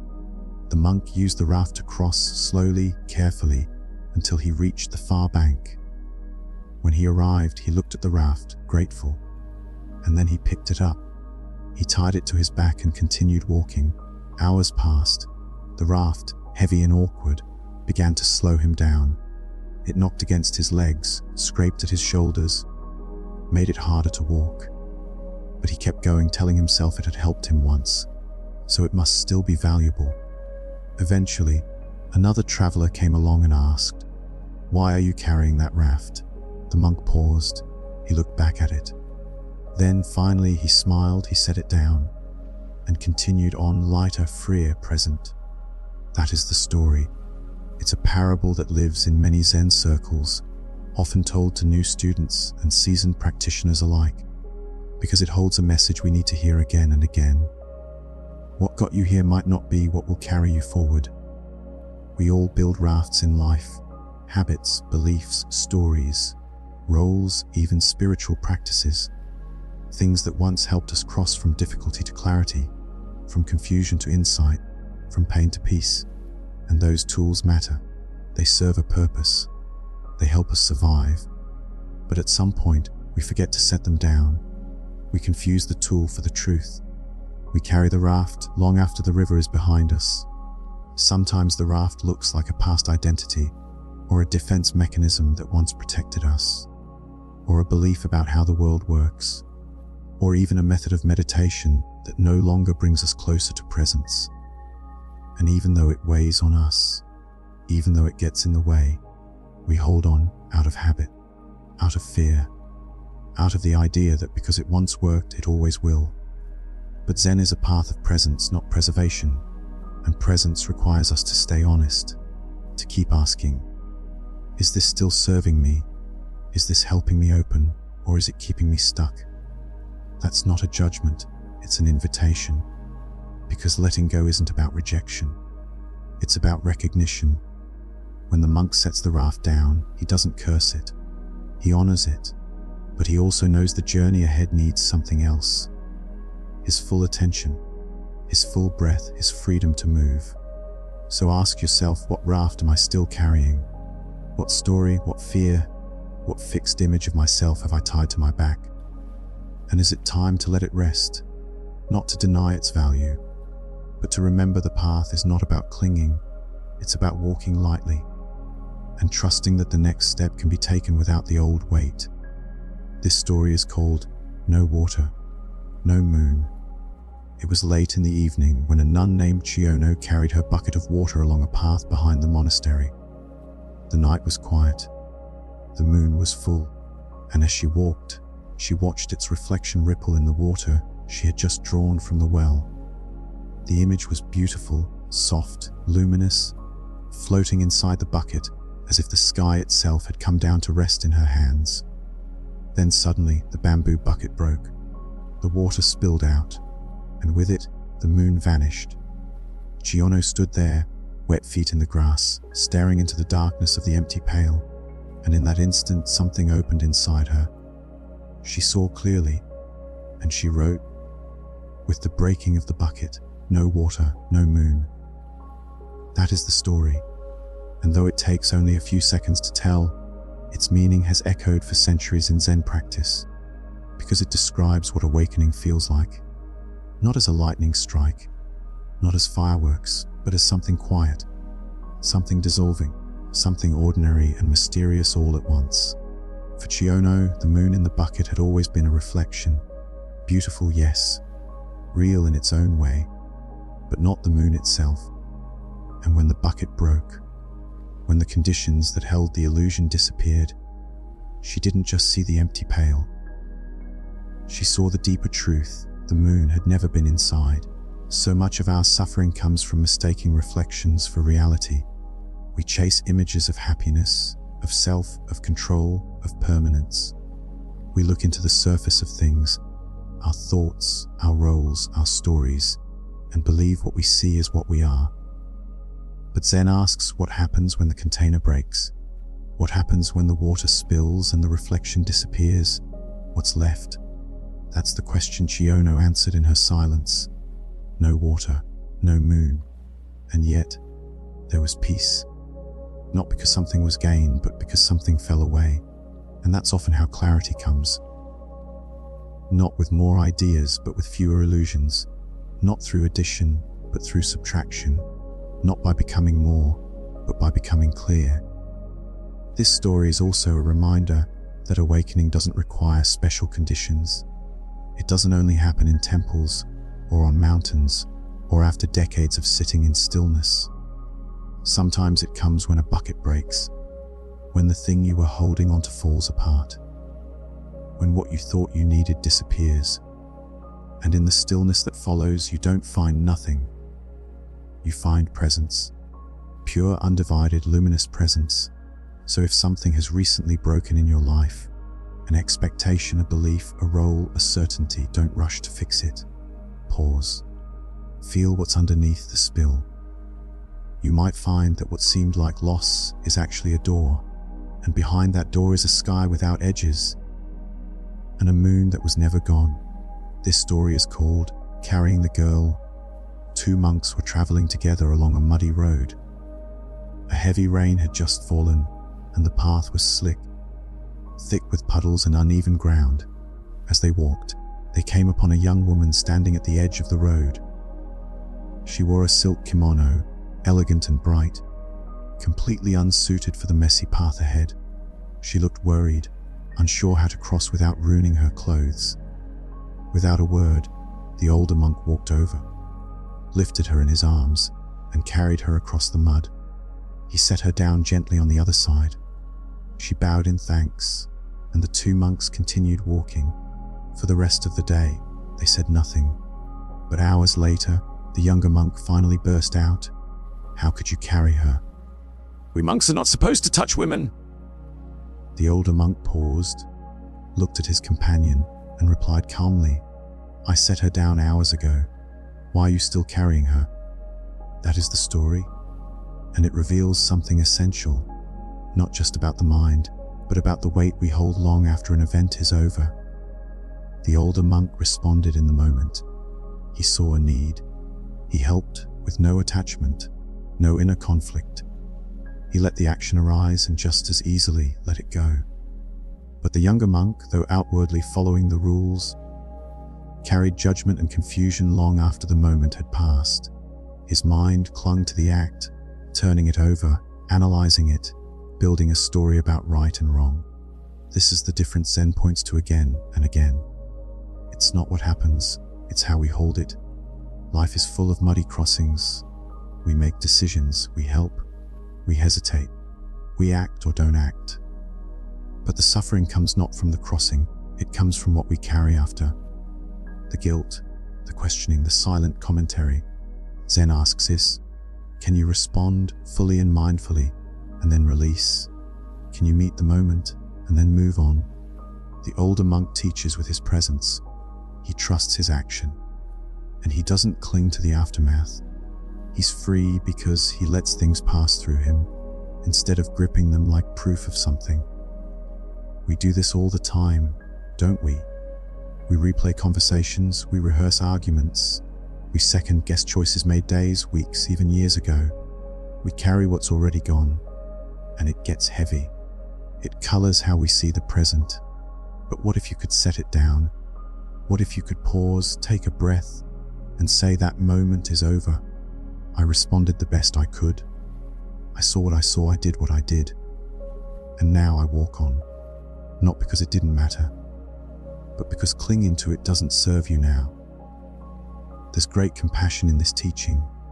It doesn't shame you for remembering. It simply invites you not to suffer more than you have to let the past be the past, to meet this moment as it is, and to remember that real freedom isn't in always getting it right. It's in knowing when to let go. This story is called Is That So? A well-respected Zen master lived in a small village where he taught students and offered guidance to anyone who asked. People came from far and wide to seek his wisdom, and he was known for his steady gaze, his quiet presence, and his refusal to judge. One day, a young woman from the village became pregnant. When pressed by her angry parents, she claimed the father was the Zen master. The villagers were outraged. They stormed to his hut, scolding and accusing him. And when they demanded an explanation, the master simply said, "Is that so?" From then on, his reputation fell. People stopped coming. His disciples questioned him, yet he said nothing more. "Is that so?" was all he offered. When the baby was born, the child was brought to him. "This is yours," they said. Without resistance, he took the baby into his arms and began raising it as his own, feeding it, carrying it, tending to its cries. A year passed. Then the girl returned, full of guilt and shame. She confessed that the father was not the master. It had been someone else all along. The parents rushed to the master, apologizing. They took the child back. And again, he only said, "Is that so? That is the story." And it turns so gently, it almost escapes you. But look closer, and you'll find it holds the heart of Zen itself. The master doesn't react with anger when he's accused. He doesn't protest when his name is dragged through the mud. He doesn't cling to his identity as a teacher, or his pride or his sense of injustice. He simply responds to what is. He sees that life is always changing, always presenting new conditions, and he meets each one, not with resistance, but with stillness. Is that so? Becomes more than a phrase. It becomes a practice. It means, I will not argue with what's already here. It means I will not add suffering to what's unfolding. It means I see this moment and I choose peace. Now, this doesn't mean he doesn't feel, or that he's passive. He raises the child. He takes responsibility. He acts with compassion, but he doesn't let the story own him. He lives beyond reputation, beyond praise or blame, beyond the grasping for what should be. And in doing so, he embodies the freedom that Zen points to. A freedom not from life, but within it. How often do we get caught in defense? How quickly do we want to explain, justify, prove we're right? We fight to control the narrative, to guard our name, to protect our image. But what if we trusted more? What if we could meet difficulty with space and let life move through us instead of against us? The Zen master's power isn't in detachment, it's in surrender. A surrender that doesn't weaken him, but roots him in presence. He does what is needed, and then he lets go. So the next time something unexpected comes, a judgment, a mistake, a sudden change, pause, breathe, and maybe, just maybe, ask yourself, is that so? This story is called Obedience. There was once a novice monk who had recently entered a Zen monastery. Eager to learn, humble in demeanor, he followed instructions with absolute sincerity. Every morning he rose before dawn, swept the courtyard, lit incense, and sat in meditation just as he was taught. One day, during morning chores, an elder monk walked past the novice and pointed to a small bush near the temple gate. Calmly, he said, "Water that plant." The novice nodded and did as he was told. Every morning afterward, he added the task to his routine.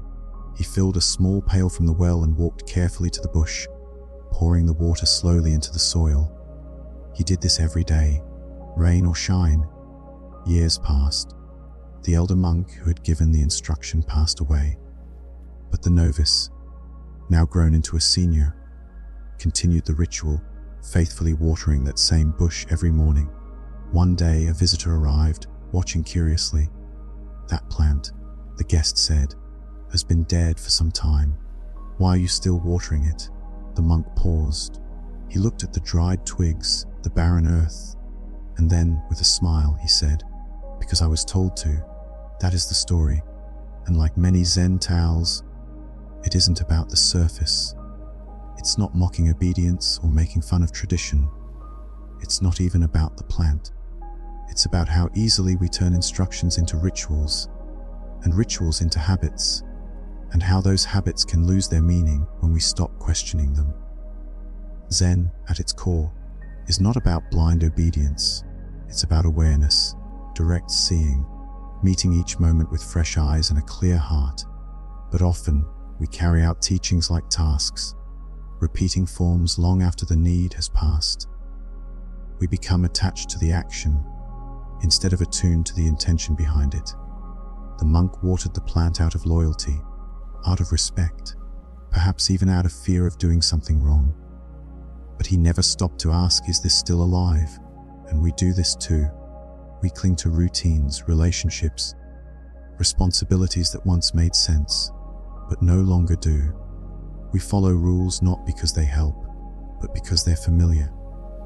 We obey internal voices that were planted long ago, by parents, by teachers, by culture, and we keep watering them, day after day, even when there's no life there anymore.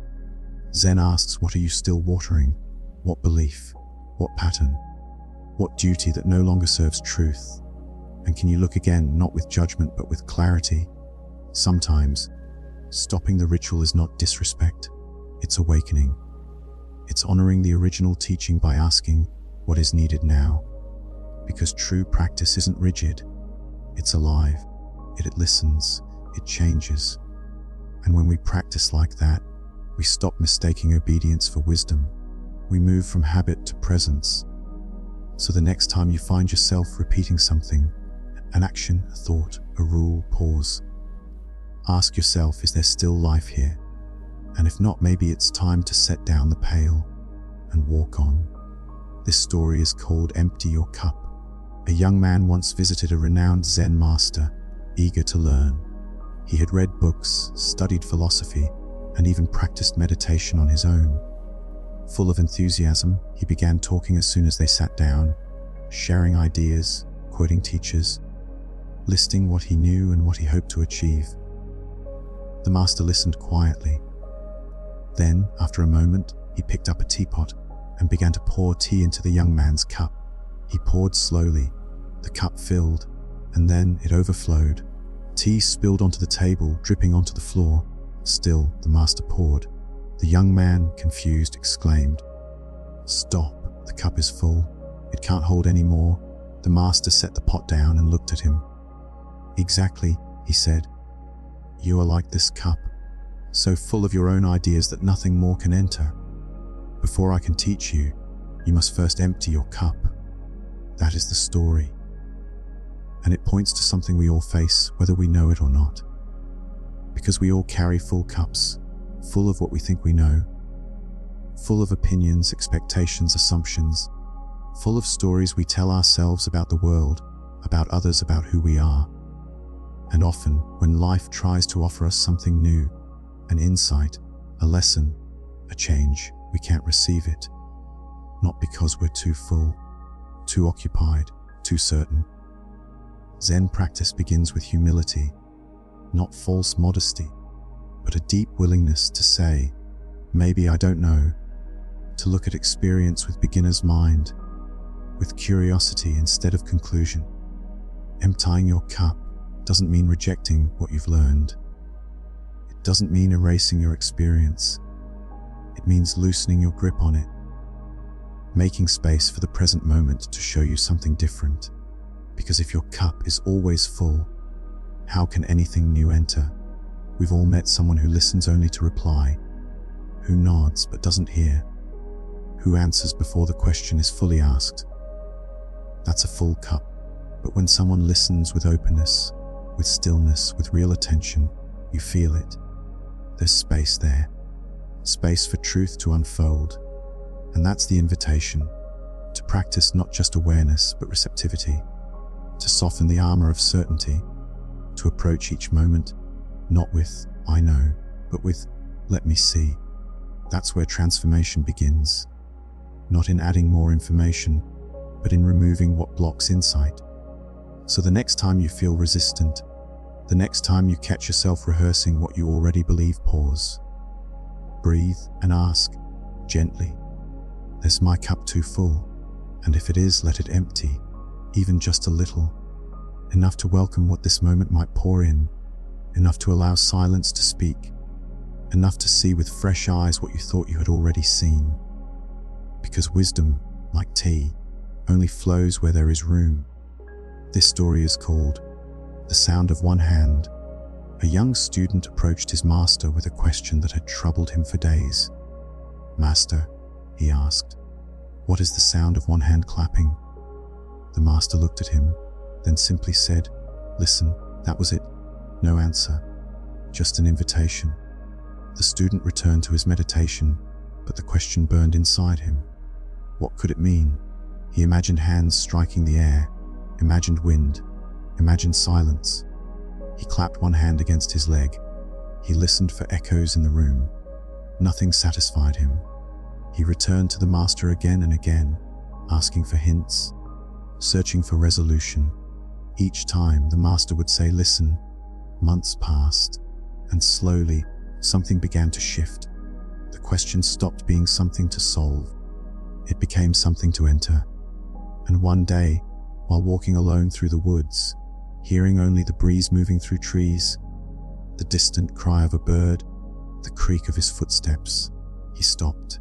He heard something, or maybe he realized the hearing itself had changed. That is the story.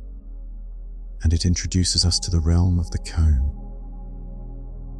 Zen riddles that are not meant to be solved with intellect, but to pierce through the boundaries of thought altogether. The sound of one hand is not about finding a clever reply. It's not a riddle with a secret punchline. It's a doorway, a mirror, a fire that burns through logic and leaves only direct experience. Cones exist to shake us loose, to unsettle the grip we have on duality. They challenge the parts of us that always want an answer, always want to name and divide, to make sense of the world through contrast, sound and silence, self and other, one and two. But Zen points to something deeper. It says, before thinking, what is this? Before language, what is true? And so when the master says, listen, he's not asking you to strain your ears. He's asking you to wake up, to stop searching in the usual places, to stop clapping with the mind, and start listening with the whole body, with your breath, your skin, your attention, because the sound of one hand isn't a sound at all. It's awareness itself. It's what remains when you're no longer dividing reality into subject and object. It's the space between thoughts, the hum beneath everything. You may not be able to name it, but you can feel it. And when you do, the question dissolves, not because it's been answered, but because it's no longer needed. It has served its purpose. It brought you here, into this moment. So if you find yourself caught in questions, in puzzles of the heart or the mind, pause. Don't rush to figure it out. Just listen. Not with your ears, but with your presence. Because sometimes the most important sound is the one that calls you beyond sound. This story is called The Moon Cannot Be Stolen. A Zen master lived in a simple hut on the edge of a mountain village. He owned little, just a robe, a bowl, and a lantern. His door was never locked, for he had nothing to protect. One evening, as the master sat in meditation, a thief slipped silently into the hut. Finding nothing worth taking, the thief looked around, frustrated and empty-handed. The master opened his eyes and saw the man standing there. "You have come a long way to visit me," he said gently. "You should not return empty-handed." And with that, the master removed the robe he was wearing and handed it to the thief. The man, startled and confused, took the robe and disappeared into the night. The master, now sitting in silence beneath the open sky, looked out through the doorway and whispered, "Poor fellow, I wish I could give him the moon." That is the story, and in its quiet beauty, it reveals the depth of Zen compassion and the utter freedom that comes when we are no longer bound by possessions or fear or the need to protect what we call ours. The master doesn't react with fear. He doesn't call out, doesn't defend, doesn't judge. He simply gives, not because he is naive, not because he condones stealing, but because he sees more clearly than most. He knows that true wealth is not in things, but in presence, and true security is not in walls, but in detachment. The robe is just cloth. He can give it away and remain untouched. What he cannot give, what the thief cannot steal, is the moon. The moon is the symbol of inner light, of awakened mind, of peace that rests beyond circumstance. You can take my robe, but you can't take the moon. You can't take what I am. We spend so much of our lives guarding things, material things, reputations, control. We lock our doors, not just our homes, but our hearts. We hold tight to what we think gives us value. But Zen invites us to loosen that grip, not to live recklessly, but to live freely, to know what is essential, and to know that the deepest treasures we have, our stillness, our clarity, our kindness, cannot be taken. They are like the moon in the sky. Even when clouds pass, even when storms come, it's still there. So the next time you feel loss, or fear that something is slipping away, Remember the Master's whisper. Remember the moon, and know that the truest part of you cannot be stolen. It shines on untouched, waiting only to be seen. This story is called No Water, No Moon. A nun named Chiano had practiced meditation for years. Her heart was sincere, her discipline unwavering, but still, she could not reach awakening. She longed for insight. She yearned for the great breakthrough would finally open the gate to understanding.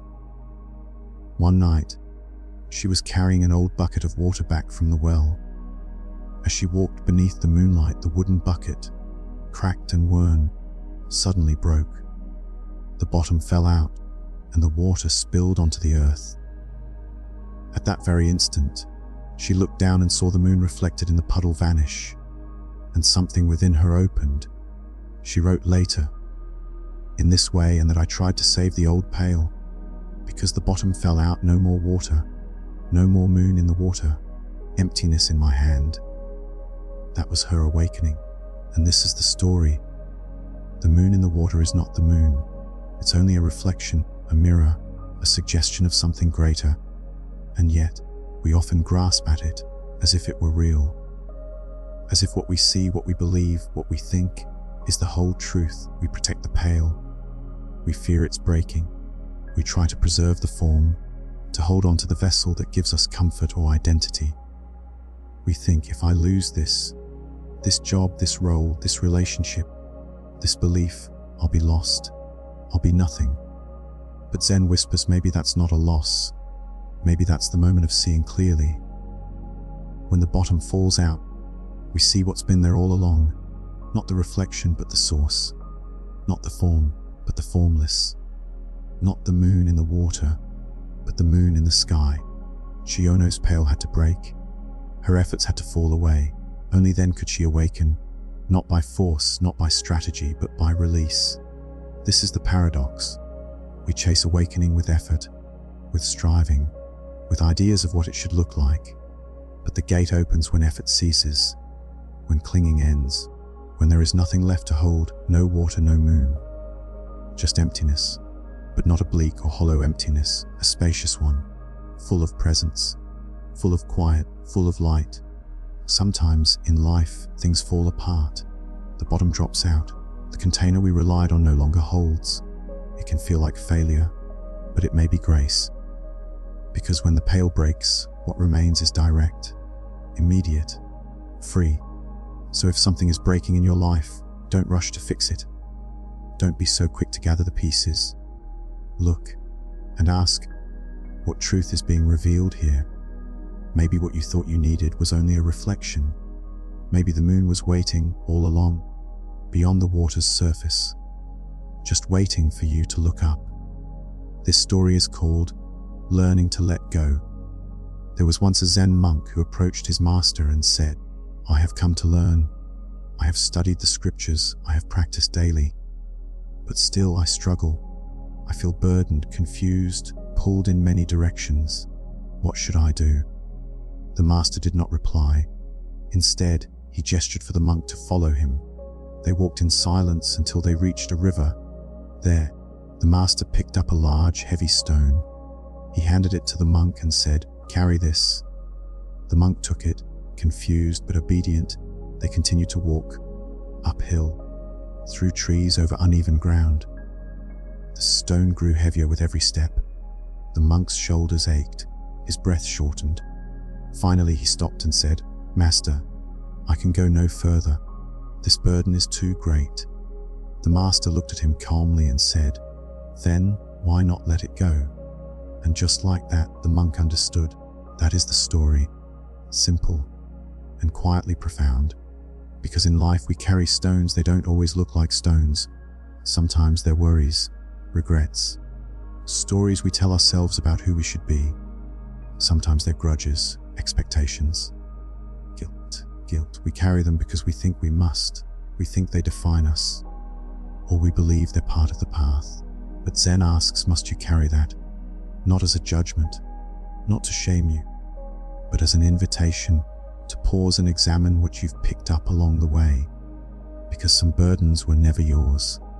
Some were inherited, Some were chosen unconsciously, and some, like old stones, once served a purpose but now only weigh you down. The monk didn't need to solve the stone. He didn't need to explain it or analyze it. He just needed to notice that he could let go. And that's the shift. Letting go doesn't mean forgetting. It doesn't mean pretending something didn't hurt. It means loosening your grip on the story. It means saying, "This no longer serves my walk," and releasing it, letting it fall. The sound of that stone hitting the ground, that space, that's presence returning. It may take time. Some stones feel fused to our hands. We've carried them for so long they feel like part of us. But even the heaviest burden becomes lighter when you allow yourself to stop holding it.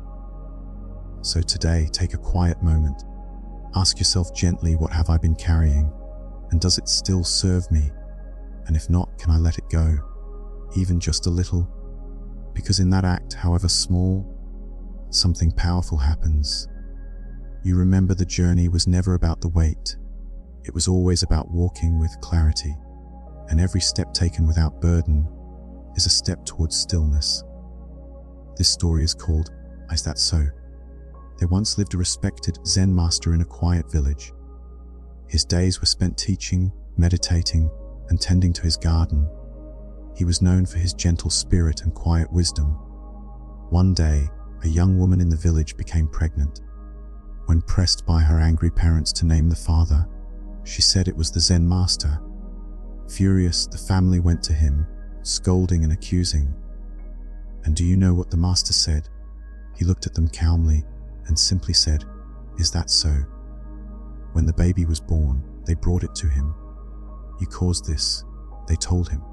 "No, raise the child." He took the baby in his arms and again said, "Is that so?" He cared for the child with tenderness. He fed her, bathed her, sang softly to her in the evenings. He never argued, never defended himself. He simply accepted what came. Months passed. Eventually, the young mother confessed that the real father was someone else. Ashamed, her family returned to the master, bowing low, begging his forgiveness, taking back the child.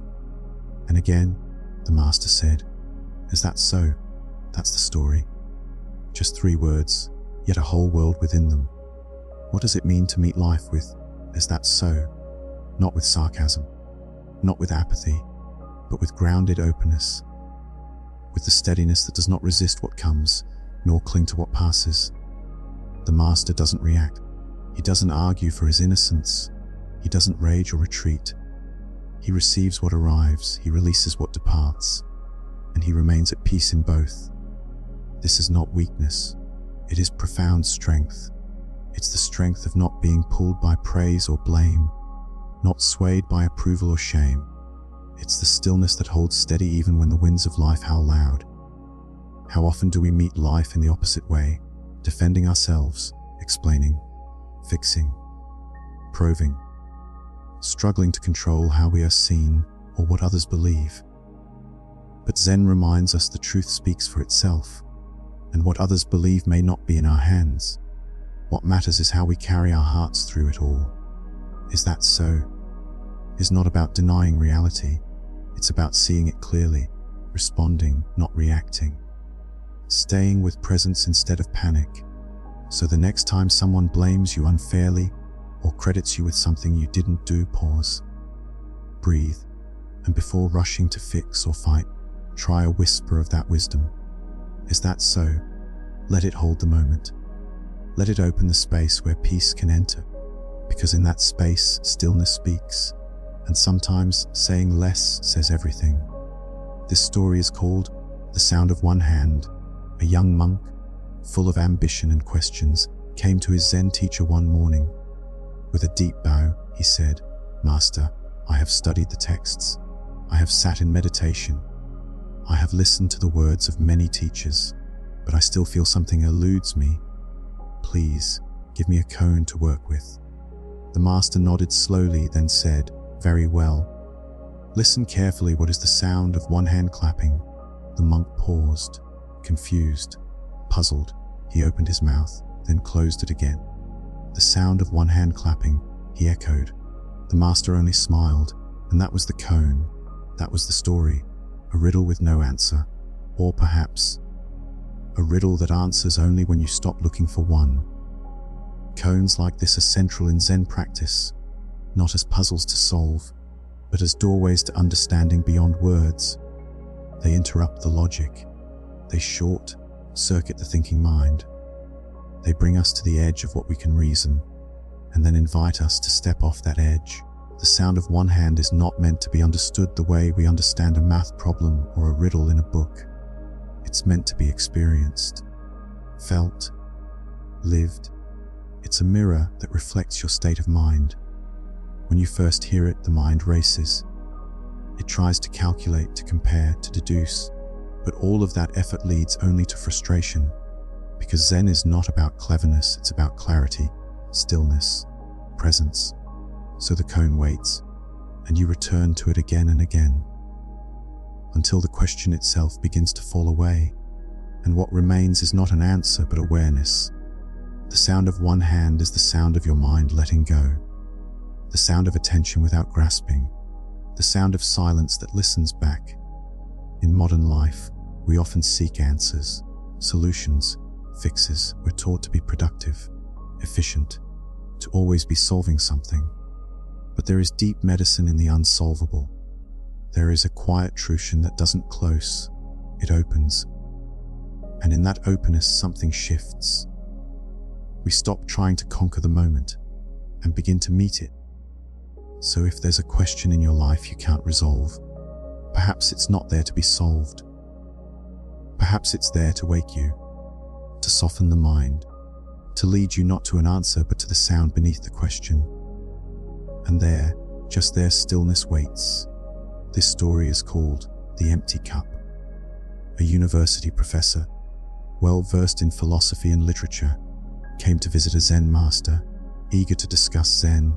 He opened with a flurry of ideas, concepts from books he'd read, comparisons to Western thought, interpretations he'd formulated over years of study. The Zen master listened for a while, then quietly offered him tea. As the professor spoke, the master poured and kept pouring. Soon the tea overflowed the cup, spilling onto the table, then dripping to the floor. The professor, startled, exclaimed, "Stop! The cup is full. No more can go in." The master paused, gently placed the teapot down and said, "Exactly. Like this cup, you are full of your own opinions and ideas. How can I show you Zen unless you first empty your cup?" That's the story. Simple, and yet so revealing. Because in truth, we are often like that professor. We come to each moment already full of assumptions, full of conclusions, full of what we think we know. And when the world tries to pour something new into us, an insight, a feeling, a lesson, we have no room to receive it. Zen teaches that real understanding begins not with knowing, but with unknowing, with humility, with space.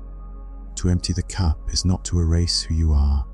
It's to loosen the grip on certainty, to sit with a quiet mind and say, "Maybe I don't know yet." And that's where learning happens. That's where presence grows. Think about how you listen to someone speak. Are you preparing your reply? Are you filtering their words through your beliefs? Or are you truly there, receptive, open, unguarded? An empty cup listens. An empty cup welcomes what is, not with passivity, but with attentiveness. Because the empty cup is not about lacking. It's about readiness, about being spacious enough to hold truth when it arrives, however it arrives. In the modern world, we are rewarded for being full of answers, full of expertise. But Zen reminds us it is the empty space in the bowl that holds the food. It is the silence between notes that makes music. And it is the empty cup that receives the tea. So take a breath. Notice where you may be full, not to judge it, just to see. And if it feels right, pour out a little. Let go of one belief, one certainty, one need to control. Make space. And in that space, you may just find what you've been seeking, not outside, but within. Not in knowing more, but in knowing less with love. This story is called Is That So? In a quiet village, there lived a revered Zen master. He was known not just for his wisdom, but for the calm, steady presence he carried like a still pond, undisturbed by storms. One day, a young woman from the village discovered she was pregnant. Pressured by her family to name the father, she accused the Zen master. Whispers flew like sparrows through the streets. The villagers, once reverent, turned cold. They pointed fingers, they shamed him. The master's reputation unraveled like old thread. When confronted, he simply replied, "Is that so?" Months passed, and the child was born. The young woman's family, furious and embarrassed, delivered the baby to the Zen master's hut. "Here," they said, "take your child." The master took the infant in his arms, looked down gently, and said, "Is that so?" He cared for the child with tenderness, fed it, bathed it, sang soft lullabies under the moonlight. His hut, once a sanctuary of silence, now echoed with the sweet sounds of cooing. A year later, the truth came out. The girl confessed it. She had lied. The real father was a young man who had fled the village. Shame turned again, this time away from the master and toward the girl's family. They rushed to his hut, apologized with bowed heads, and begged for forgiveness. They asked for the child back. The Zen master handed the child over without resistance. He looked at them and said simply, "Is that so?" And that was it. No lecture, no bitterness, no vindication claimed, just presence, just letting go. This story touches something deep, how we respond when the world misjudges us, mistreats us, misunderstands us. We often want to defend, to explain, to fight back. But what if we didn't? What if we trusted life to reveal itself? The master's refrain, "Is that so?" is not apathy, it's clarity. It's the understanding that nothing is truly fixed. Situations change, opinions shift. Today's truth becomes tomorrow's lesson. He meets each moment without clinging or pushing, without needing to be right, without resisting what is. Imagine living that way. When praised, "Is that so?" When blamed, "Is that so?" Neither inflating nor collapsing, just staying centered. There is power in this neutrality. Not the dull grey of disinterest, but the still gold of acceptance. It doesn't mean you don't care. It means you don't get caught. The story also reminds us of impermanence. All accusations, even the sharpest ones, are just weather. And the self, the true self, remains untouched by praise or blame. So next time something unexpected comes, an insult, a rumor, a disappointment, pause, breathe, and perhaps quietly ask, "Is that so?" This story is called A Cup of Tea. A man deeply curious about Zen traveled across the mountains to meet a master he'd heard about for years. The moment he arrived, he began speaking, rapid, eager, overflowing with ideas. He shared what he'd studied, what he thought he knew, the conclusions he'd drawn from various schools of philosophy and religion. The master, calm as a stone in a quiet stream, listened without interrupting. Then he asked if the visitor would like a cup of tea. Grateful, the man nodded. The master began to pour. The tea filled the cup and kept flowing. It reached the brim, then spilled over the sides. Still, the master poured. The visitor leaned forward in alarm. "Stop, the cup is full. No more will go in." The master looked into the man's eyes and said, "Like this cup, you are full of your own opinions and assumptions. How can I show you Zen unless you first empty your cup?" And that is the story. It's not just about tea, of course. It's about readiness, about how we approach wisdom and life. Because learning, real learning, doesn't happen in a mind that's already made up. It happens in the space that's open, clear, willing. The full cup is a symbol of pride, of preconception, of the way we often walk into a room already certain of what's in it, what others think, who we are, what must be said. But Zen doesn't live in that certainty. It lives in presence, in stillness, in the humble willingness to say, "Maybe I don't know yet. Consider your own life. When someone speaks to you, are you listening truly? Or are you comparing, judging, preparing your reply? That's a full cup. When you encounter a problem, do you rush to label it, control it, fix it before understanding it? That's a full cup. Zen invites us to practice a different posture, one of receptivity, of spaciousness. To empty your cup is not to erase yourself. It's to create a moment of real contact with truth, with another, with now. It's an act of surrender, and it's powerful. When we let go of the need to be right, we discover the freedom to be real. When we release what we think we know, we make room for what we didn't know we needed. Zen wisdom isn't something poured into us from the outside. It's something awakened from within, but only if there's space for it to emerge. So next time you feel the urge to fill a silence, to speak your mind before you've opened your heart, pause, notice, and gently ask yourself, is my cup already full? If it is, pour a little out. Let go of one assumption, one judgment, one need to impress or explain, just for now. And in that quiet, the tea of wisdom may find you, not through effort, but through stillness. This story is called The Moon Cannot Be Stolen. A Zen master, Ryokan, lived a simple life in a hut at the edge of a mountain. He owned almost nothing, just his robe, a wooden bowl, a few scrolls, and the sky overhead.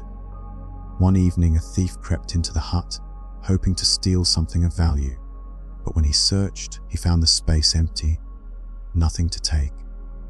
Ryokan returned unexpectedly and caught the man in the act. But instead of anger, his heart filled with compassion.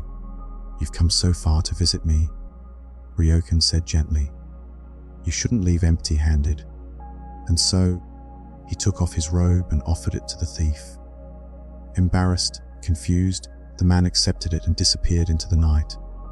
Ryokan, now naked, sat beneath the moonlight, gazing up, and he said to himself, "Poor fellow, I wish I could have given him this beautiful moon."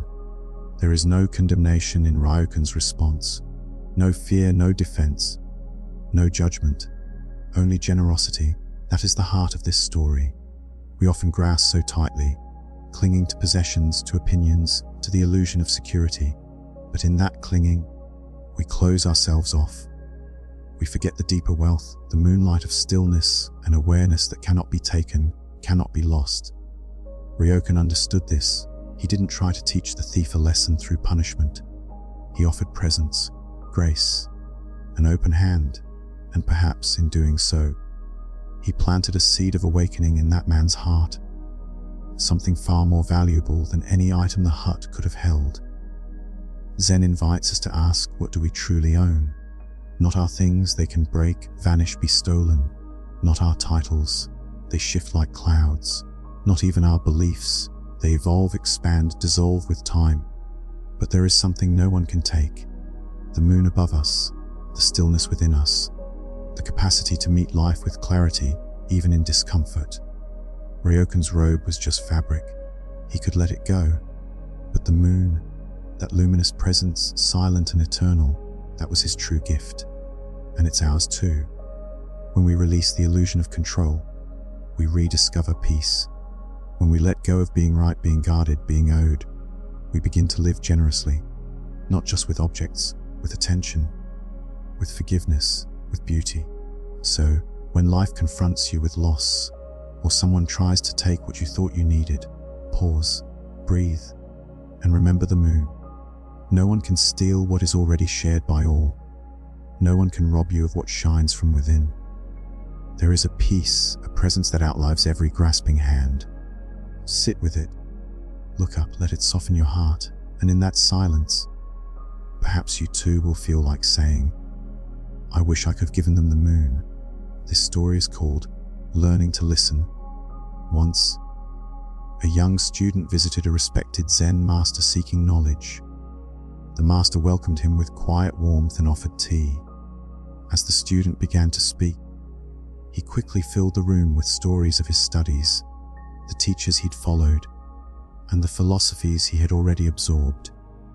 He spoke of what he had read, what he believed, what he had concluded. The master simply listened, smiling gently, and then began pouring tea into the student's cup. He poured until the cup was full, and then he kept pouring. The hot tea spilled over the edge, trickling across the table and onto the student's robe. "Stop," the student cried. "The cup is full. It can't hold any more." The master set the teapot down and looked him in the eye.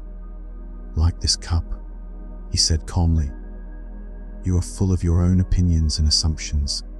How can I show you Zen unless you first empty your cup?" The moment hung there, simple, undeniable, disarming. It's easy to approach life like that student, with full minds, brimming with answers, eager to prove ourselves. But true learning begins in humility, in pausing long enough to notice what we don't know, to make space. Listening is more than hearing words. It's a posture of presence. It's the art of not filling silence with the sound of ourselves. It's the courage to be open, not just to others, but to the possibility that we might be wrong, or that there's more to see. The teacup becomes a mirror. If we're overflowing with certainty, there's no room for stillness, for insight, for the quiet teachings of experience. Zen encourages us to return to emptiness, not as a void, but as a sacred readiness, a state where wisdom can enter. Imagine going through a conversation today as an empty cup, not rushing to respond, not comparing or judging or anticipating your turn to speak, but simply being there. How rare that is, how powerful. The people around you are not waiting for your expertise. They're longing for your presence, your willingness to see them clearly, hear them fully, and the same is true within. Our inner voice too needs space to whisper. When we slow down the commentary in our heads, we become available to what is, this moment in its quiet clarity. The next time you find yourself eager to speak or quick to dismiss, remember the cup. Let go, listen deeply, and in that gentle pause, you may find something far more nourishing than you expected. The sound of wisdom pouring in like tea. Certainly, here's the next section of narration, continuing naturally from the previous point, written to meet the exact pacing and tone required. We often think of change as something dramatic, a single moment of transformation, like a thunderclap that rearranges everything. But in truth, most real change is quiet, gentle. It arrives not with fanfare, but with a whisper, like the way dawn eases across the sky, not with a sudden flash, but with a slow, persistent glow. The moments that shape us most deeply rarely come when we're expecting them. They unfold in the middle of the everyday, in the quiet spaces between plans, in the seconds when we choose to do something small differently.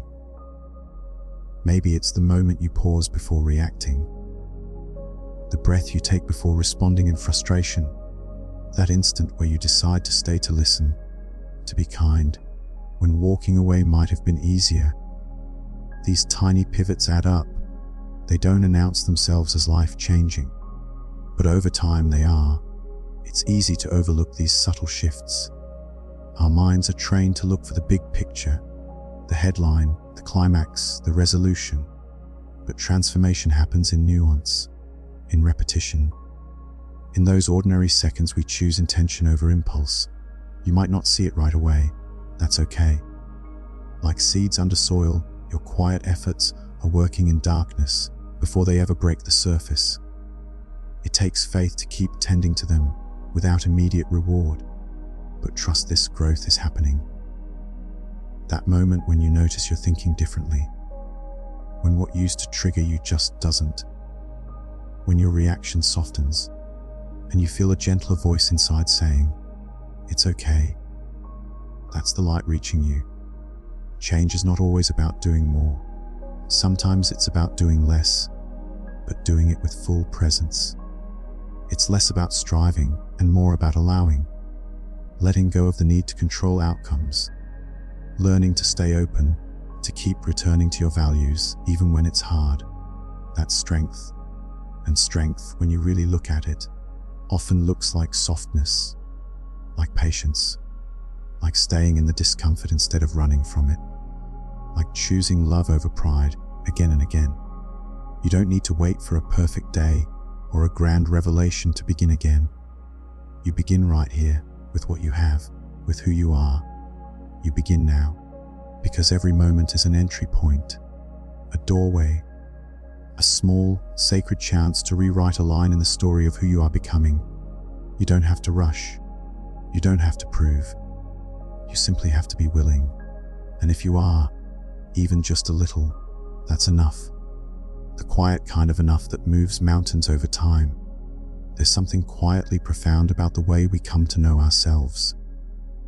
Not all at once, but layer by layer, like slowly uncovering a painting that's been veiled, each brushstroke emerging in the light of our attention.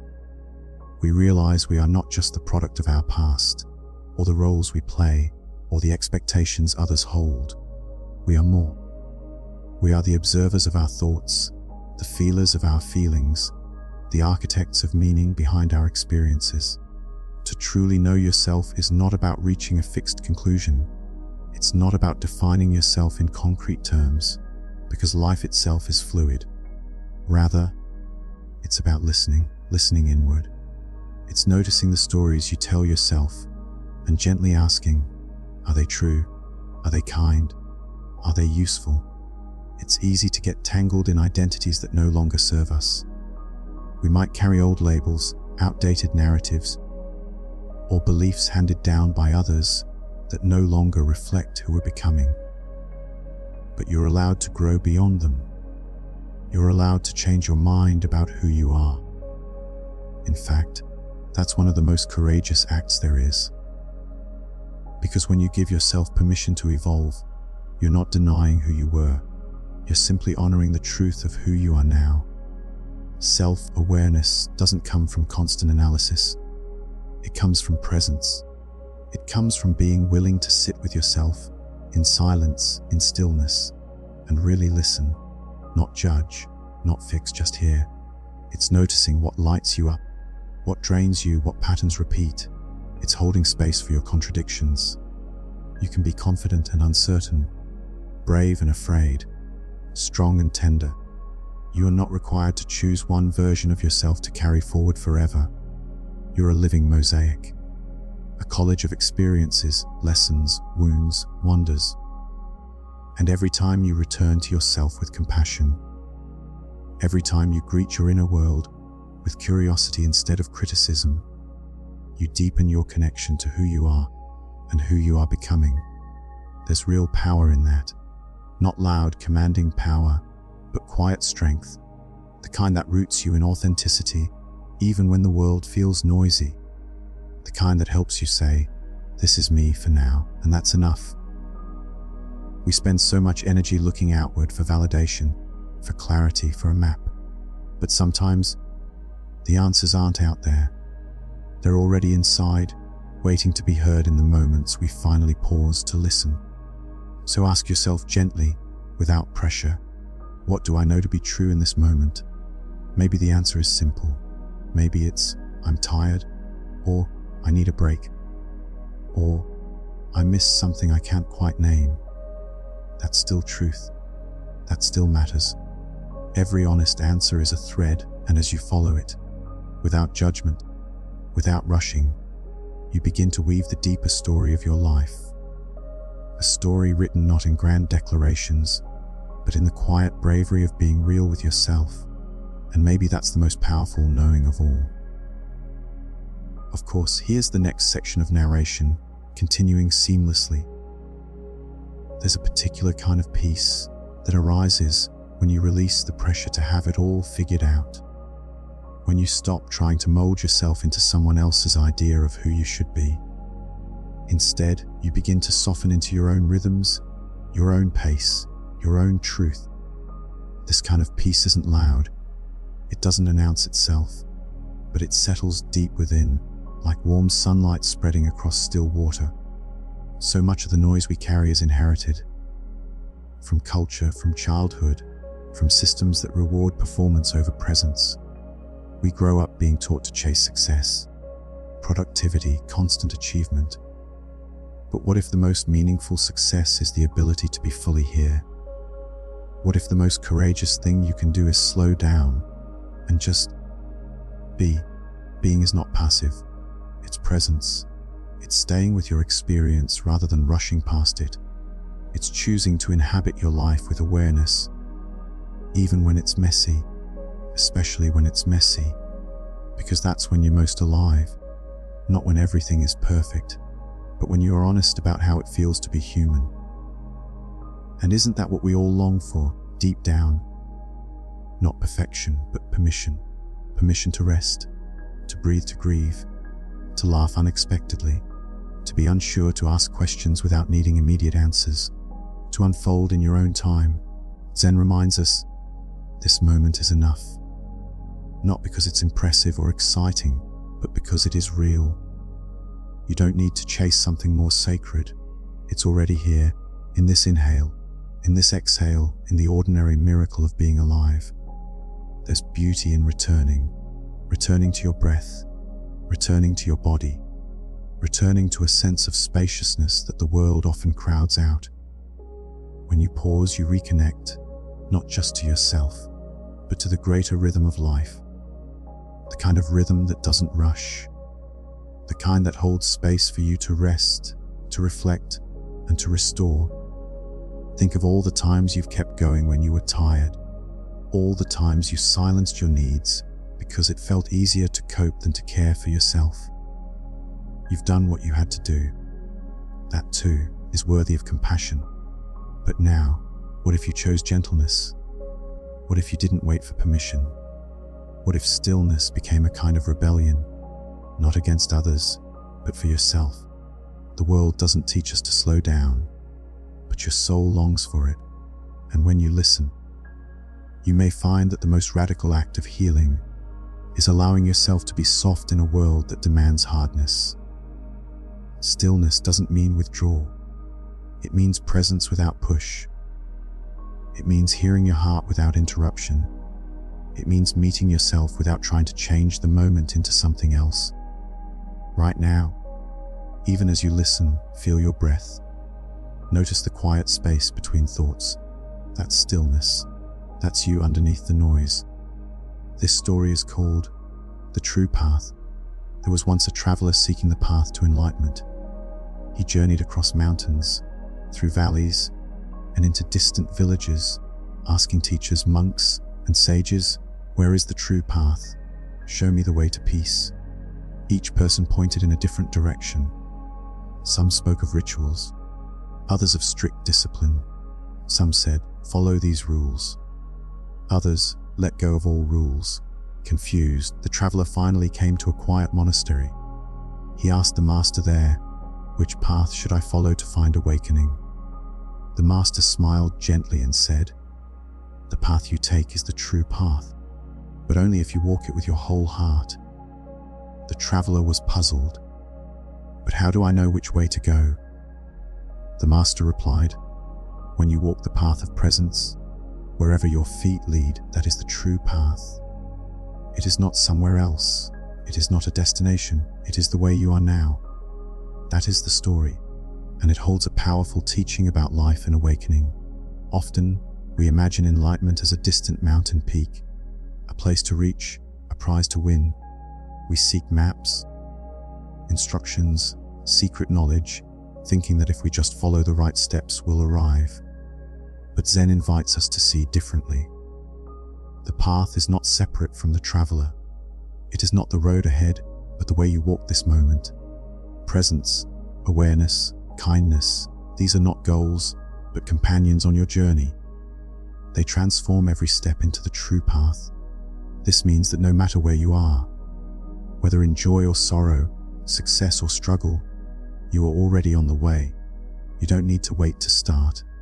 You only need to begin where you are. That's freedom, that's peace. So if you ever feel lost, uncertain, or overwhelmed, remember the Master's words. The true path is not a place you find. It is the way you choose to walk now, with full heart, with open eyes, with steady breath.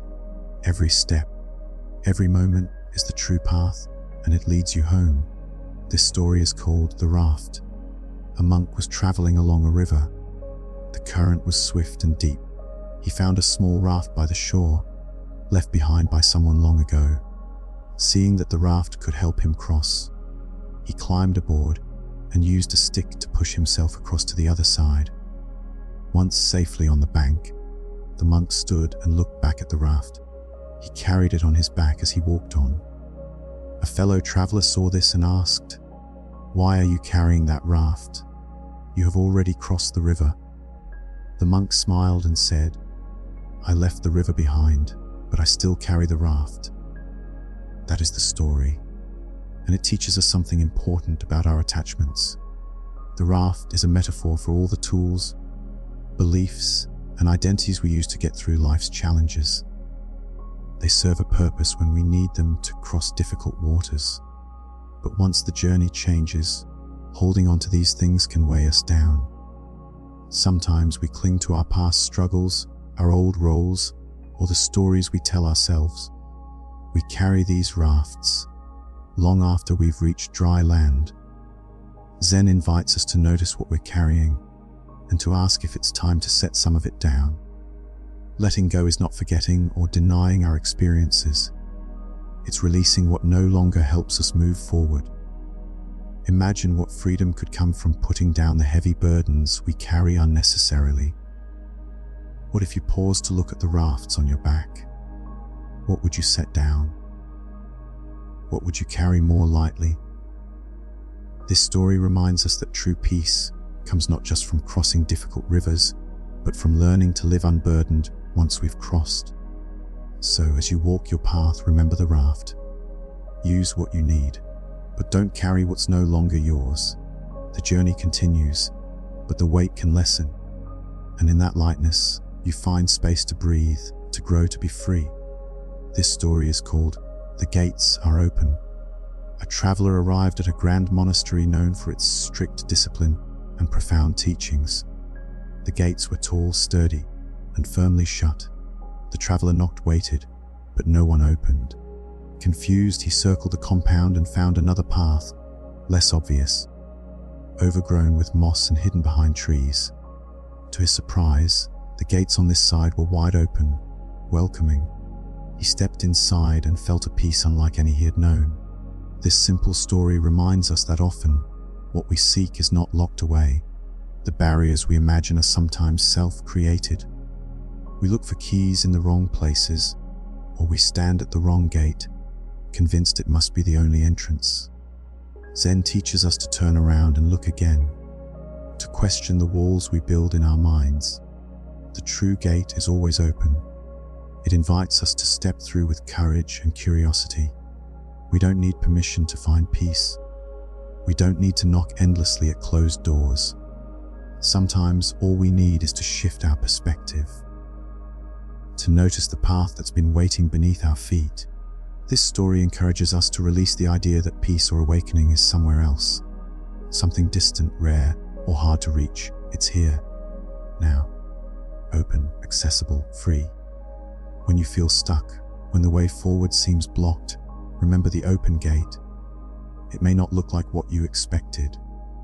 It may require you to change direction, but it is always there waiting for you to walk through.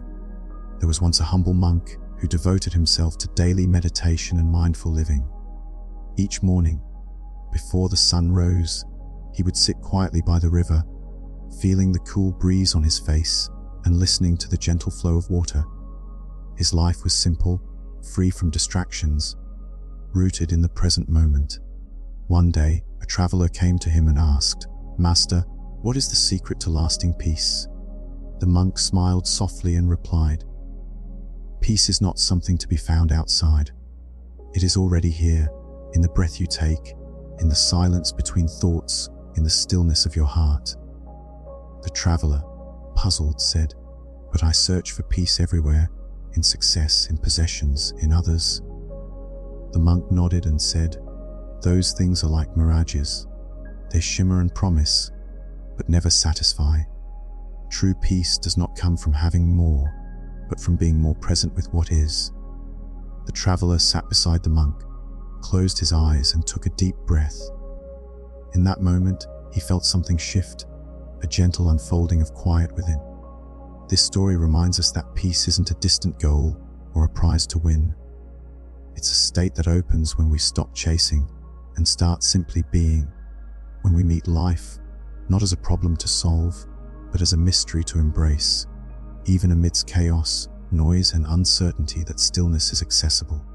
It's the foundation beneath all experience, waiting patiently for us to return. So wherever you are, whatever you face, remember, peace is not lost.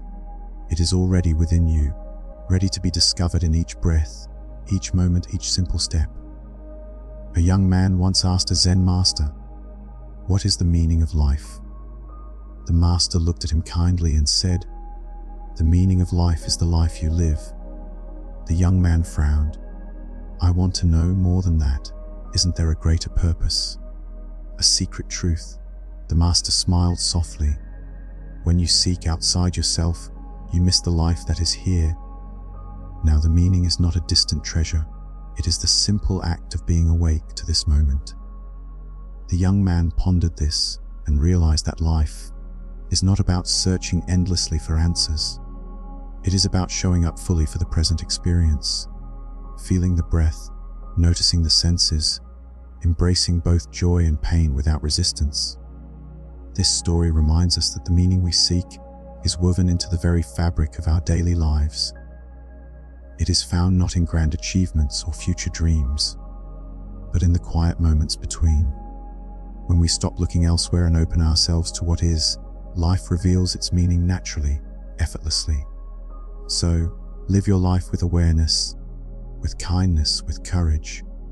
The meaning unfolds in each step, each breath, each heartbeat. A monk once approached his master with a troubled heart.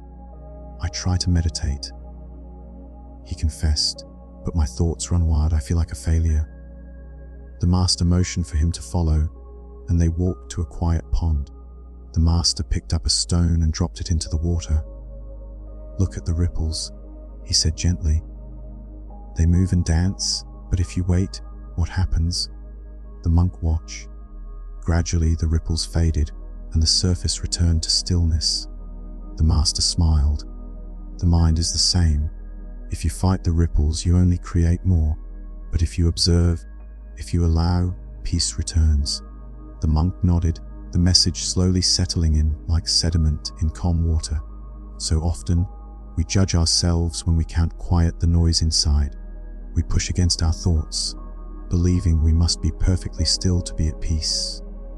But true stillness doesn't arise from force. It comes from allowing, from noticing without grasping, from being kind to the moment just as it is. When your thoughts stir, don't rush to fix them. Sit by the pond of your own mind and watch. The ripples will settle. The stillness is always there, waiting beneath the surface. Imagine you're walking through a dense forest. The trees are tall and thick. Sunlight filters down in golden shafts, and the ground beneath your feet is soft with pine needles and fallen leaves. You can hear birds in the canopy, distant and melodic, and the rustle of the breeze brushing through branches overhead. You have no destination, no deadline, only the path and the gentle rhythm of your breath. As you continue, something shifts inside. You realize you're not searching for anything in particular, you're simply being, fully present. Each step a meditation, each breath a reminder. I am here, I am enough. That presence, that sense of grounded awareness, is available to us all, not just in nature but in any moment. Even now, as you listen, notice the subtle sensations in your body, the temperature of the air on your skin, the beat of your heart, the movement of your lungs. Notice the sounds around you. You don't have to change anything, just notice.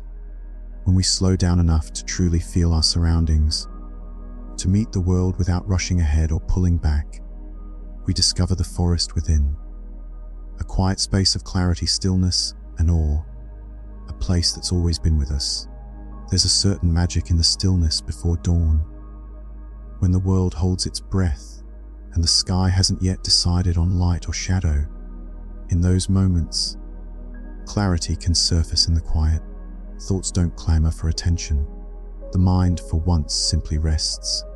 And we remember, peace isn't something we have to chase. It's something we can return to. In Zen, they say the quieter you become, the more you can hear. Not the noise of the world, but the subtle truths beneath it. The whisper of intuition, the soft tug of contentment, the steady drum of your own heartbeat reminding you are alive. And that's enough. When we're caught in cycles of doing, proving, fixing, we forget the freedom of being. But consider this: a tree doesn't try to grow. It just grows. A bird doesn't rehearse its song. It sings. There's a profound intelligence in surrendering to the moment, in letting go of our need to control the flow, and instead, float with it. So, as the day begins, or winds down, pause, even for a breath. Allow the stillness to enter, not as something you need to create, but as something you uncover. It's been with you all along, waiting beneath the surface, like dawn just before it breaks. We often underestimate the power of perspective, how simply shifting the lens through which we see the world can transform our experience of it. A rainy day, for instance, might seem dreary to one person, but to another, it's an invitation to slow down, to reflect, to cozy up, and listen to the rhythm of the world as it waters the earth. Perspective isn't about denial. It's not about pretending things are perfect. Rather, it's about finding depth and meaning, even in the imperfect. It's asking different questions. Not, why is this happening to me? But, what can this teach me? Or, where is the opportunity in this moment? And sometimes, that change in viewpoint doesn't come instantly. It might arrive gradually, like a sunrise inching across the sky. Or it might emerge from someone else's story, gently nudging you to consider your own life in a new light. When you see someone grow through adversity or extend kindness despite hardship, you realize, maybe you can do that too. Every moment contains multiple truths. When you zoom out, when you soften your focus, you begin to see not just the struggle, but the growth, the courage, the quiet resilience tucked inside. It's always there, waiting for you to notice.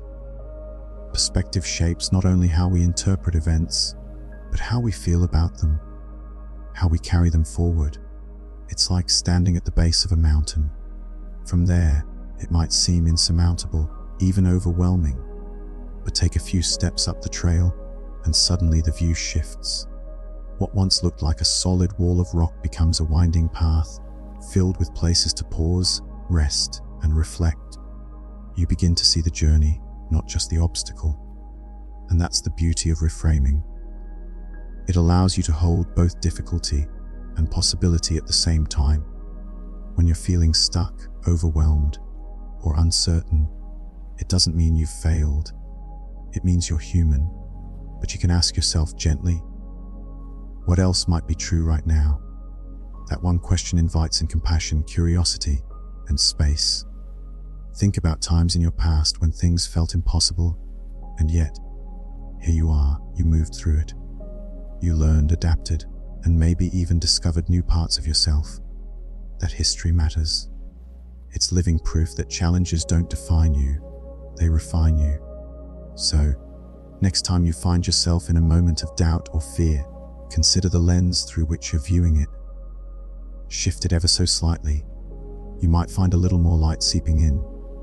A new angle, a softer focus, or even a surprising silver lining. And in that, there's power, not in controlling everything, but in choosing how to respond, how to see, and how to carry forward. Sometimes, the smallest moments carry the deepest truths. A brief conversation with a stranger, a line in a book that catches your breath, or a morning light spilling across the kitchen counter. These can be quiet reminders of something bigger, that you're still here, still moving, still capable of feeling awe. Even in the midst of uncertainty, it's easy to overlook these moments. Life moves fast, but when you slow down just enough to notice, you begin to uncover meaning in the everyday. And that meaning isn't something distant or reserved for grand achievements. It's woven into the fabric of how you show up for yourself, for others, and for the world around you. Being present isn't about perfection or constant awareness. It's about coming back, again and again, to the here and now, to your breath, to your heartbeat, to this exact moment just as it is, without needing to fix it, escape it, or change it. That simple act of returning is enough. It's powerful. Because when you meet this moment fully, you give yourself the gift of clarity. You begin to hear your inner voice more clearly, feel your emotions more honestly, and respond to life more intentionally.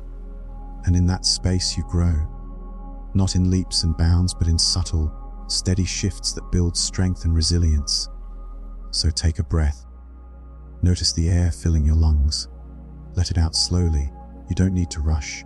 There's nowhere else you need to be right now, just here. Listening, being, becoming. And sometimes it's not the big choices, but the small, consistent ones that quietly shape the course of your life.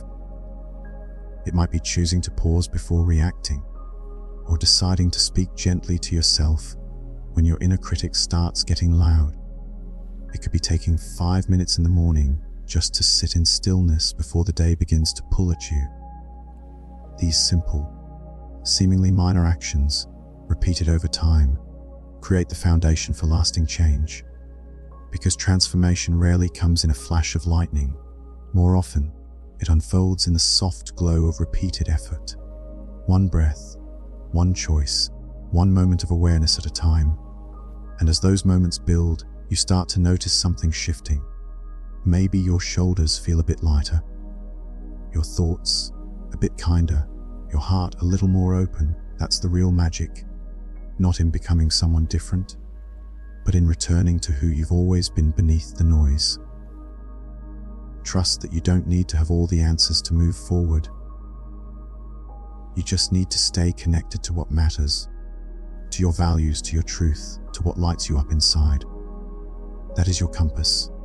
Even when the road feels unclear, when doubt creeps in or fear grows loud, you can still take a step.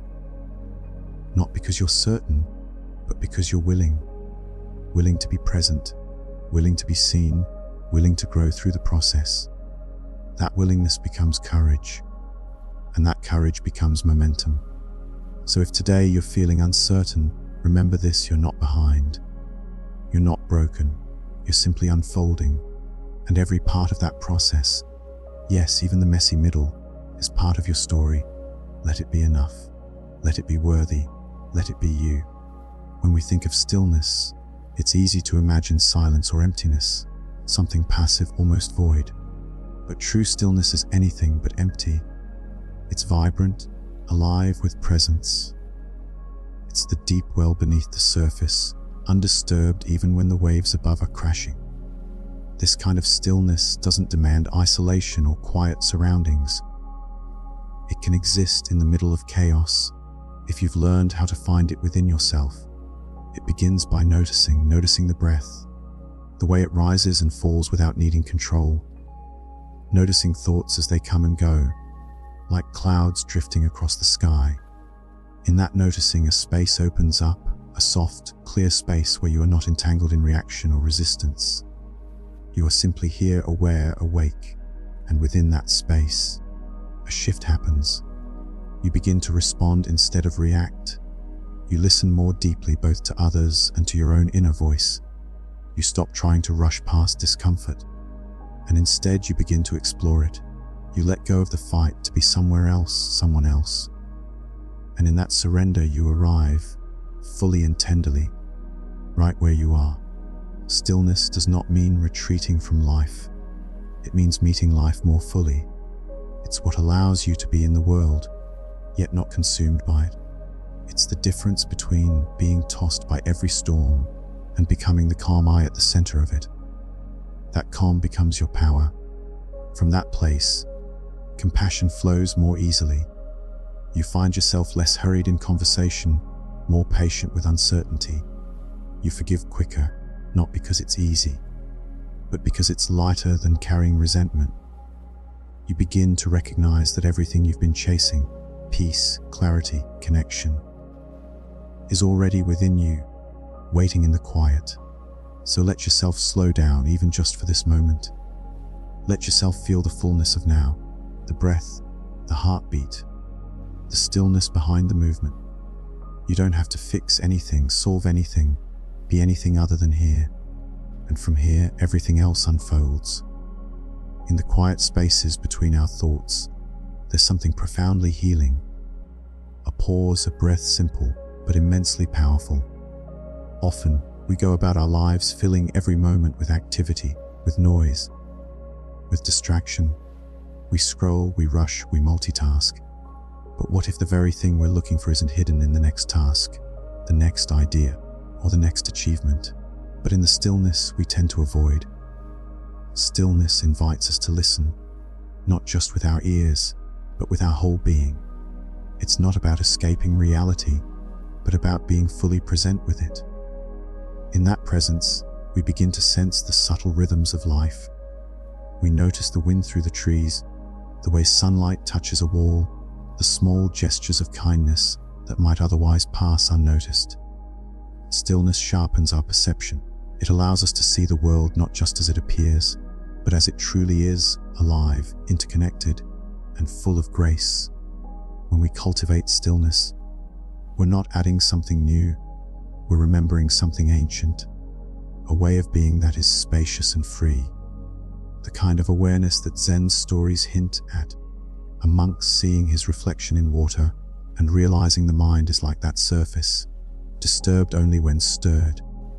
Or a master simply lifting a finger in silence, and the student awakening. These stories aren't puzzles to be solved. They're invitations to experience what can't be grasped with logic, but must be felt through presence. In everyday life, this might mean pausing before you speak, breathing before you act, listening more deeply than you're used to. It means making space, not just in your schedule, but in your mind. Stillness doesn't always look like sitting in meditation. It can be sipping tea without your phone, walking slowly through your neighborhood, or simply gazing out the window without reaching for anything. It's a choice to be with what is, rather than chasing what could be. And from this stillness, clarity emerges, not always in grand epiphanies, but in quiet realizations, the kind that whisper rather than shout. Maybe you see the solution to a long-standing problem. Maybe you realize that what you thought you needed, you already have. Or maybe, most importantly, you discover that it's okay not to have all the answers right now. It's okay to rest in the mystery. Stillness, then, becomes a companion, a friend you turn to not just in crisis but in joy, a place within you that remains untouched by circumstances. It helps you navigate conflict without losing your center. It gives you the strength to sit with grief and the spaciousness to savor joy. It doesn't demand you be perfect, only that you be present. So next time you feel overwhelmed or disconnected, remember the invitation of stillness. Just stop, breathe, notice. Let yourself come home to the moment without needing to fix or improve it. You'll find that everything you truly need arises from there.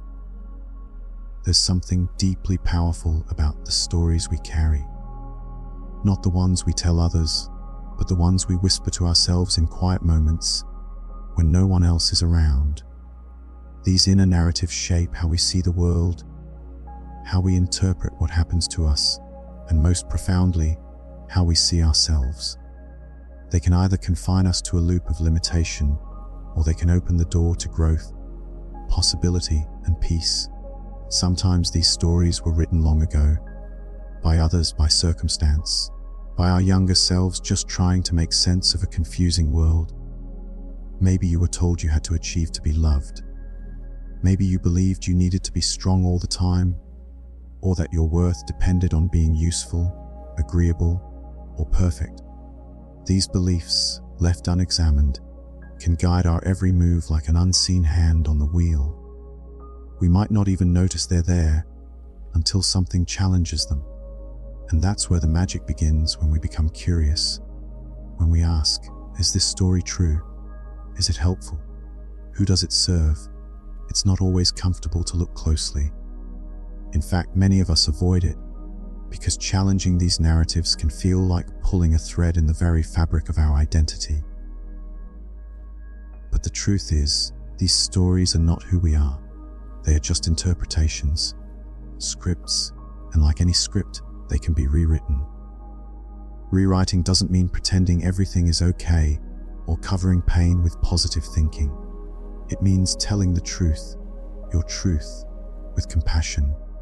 It means honoring the full range of your experience without letting any one moment define your entire self. Maybe you were hurt, but you are not broken. Maybe you failed, but you are not a failure. Maybe you've struggled, but you are not only your struggle. So how do we begin this rewriting? One way is through reflection. Writing, journaling, or simply noticing the stories that arise in your thoughts. When something triggers you, ask what meaning you're attaching to it. What story are you reinforcing in that moment? Another way is through dialogue, with a therapist, a trusted friend, or even an inner part of yourself. Speak to that part of you that feels stuck. Listen to it. Offer it the kindness you'd extend to someone you love. Change also happens in how we speak to ourselves. Notice your inner voice. Is it harsh, demanding, or unforgiving? Try softening it. Try saying to yourself what you wish someone else had said when you needed comfort most. This isn't about lying to yourself. It's about offering balance, truth and kindness together. And as we tell new stories, we begin to inhabit new roles, not as victims of life's twists, but as authors of our response, as resilient, evolving whole beings. Your past shaped you, but it does not have to dictate your future. You can carry your scars as symbols of strength, not shame. You can honor the pain without becoming it. In this light, every moment becomes a page in a living story. And you, right now, are writing the next one, not with grand gestures, but with each small, intentional choice, each breath, each act of courage, each word you speak to yourself and to the world. So take a moment, pause, ask yourself, what story am I telling? And is it one I want to keep telling? If not, you can begin a new chapter today. Even now, there's a quiet wisdom in learning to pause, not just to rest, but to listen. In the stillness, we become aware of subtle truths that often go unnoticed in the noise of daily life. We begin to notice how much of our time is spent reacting, chasing the next thing, fixing, striving, explaining, proving. But in stillness, there's nothing to fix, no one to impress. There is only presence, and in that presence, something profound begins to unfold. Clarity, insight, peace. This isn't the kind of stillness that comes from escaping or avoiding. It's not the silence of repression. Rather, it's a spaciousness that allows whatever is present to rise gently into awareness, without resistance or judgment. It is the stillness of being, not doing. The stillness that allows us to truly see. One of the most powerful gifts of stillness is the realization that we are not our thoughts. We are not our emotions. These inner currents move through us, yes, but they are not the core of who we are. We are the space they arise in, the witness. And when we return to that witnessing presence, over and over, we find ourselves less caught in the swirl, less pulled by fear or worry, more anchored, more whole. But stillness doesn't always come easily, in fact.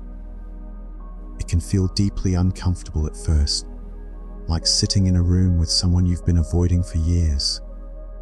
That someone is often a part of yourself, the part you've silenced, pushed down, or tried to outrun, but stillness invites it in.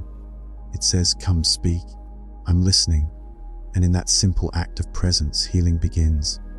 You might find that in the stillness, grief rises, or anger, or longing, let it. These feelings have something to teach you. They don't need to be fixed, they need to be felt, and felt fully. When we allow them space, without immediately trying to soothe or change them, we begin to understand their roots. And often, we find that beneath the noise of emotion is something even deeper, a wellspring of peace that was never really gone. only covered. This is why stillness is not a luxury, it's a necessity, especially in a world that moves fast, that celebrates business, that equates worth with productivity. Stillness is an act of rebellion, a quiet reclaiming of your humanity. It's where you remember who you are underneath all the roles and expectations, and who you are is not a problem to be solved or a project to be completed. Who you are is already whole. Sometimes stillness looks like meditation or mindful breathing, but it can also be found in a walk under the trees, in the space between words in a conversation, in the moments before sleep or just after waking. Stillness lives in the cracks between doing, and the more we practice touching it, the more it begins to infuse our lives, not just when we sit quietly, but in the middle of noise and chaos too. You don't need perfect conditions to find stillness. You just need willingness to pause, to listen, to be with whatever is, without turning away. And in that space, something shifts, the world softens, the heart opens, and life once again feels sacred.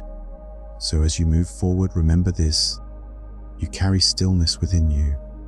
It's not something you have to earn or achieve. It's your birthright, a place you can always return to, no matter what's happening around you. And the more you return, the more you realize it was never really gone, just waiting patiently like a quiet friend for you to come home. Certainly. Here's the next portion of the narration, continuing seamlessly in tone, style, and word count alignment. Imagine a wide, still lake just before dawn, the surface like glass, the air cool, the only sound a bird calling in the distance. That image, that sensation, is what the practice of stillness brings into our lives. It's a mirror that reflects everything just as it is. And in that reflection, we often see not only the world, but ourselves more clearly. Stillness does not erase life's difficulties. It doesn't sweep away the grief, the uncertainty, or the weight of our responsibilities. What it does is create space around them. It gives us the ability to hold life's complexities with a little more grace, to be both aware and accepting. And that shift, small as it may seem, changes everything. In stillness, we begin to see how often our minds race ahead, planning, controlling, preparing for things that haven't yet come, or may never come. We realize how little of our attention actually lives in the present. And yet, the present is the only place life truly happens. Stillness invites us back into now, back into the breath, back into the body, back into being. Sometimes that return feels like a soft landing. Other times, it's uncomfortable, like being dropped into silence after a loud, crowded room. But over time, the silence becomes familiar, even nourishing. It becomes a trusted companion, a place where we can retreat not to escape, but to remember what matters most. The beauty of cultivating stillness is that it spills into other parts of our lives. A moment of quiet breathing before a difficult conversation, a pause before reacting to a sharp word, a willingness to sit with discomfort rather than rushing to solve or avoid it.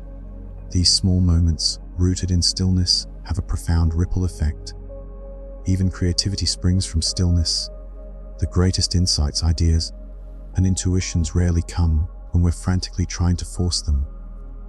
They emerge in the spaces between, the gaps, the quiet, the openness.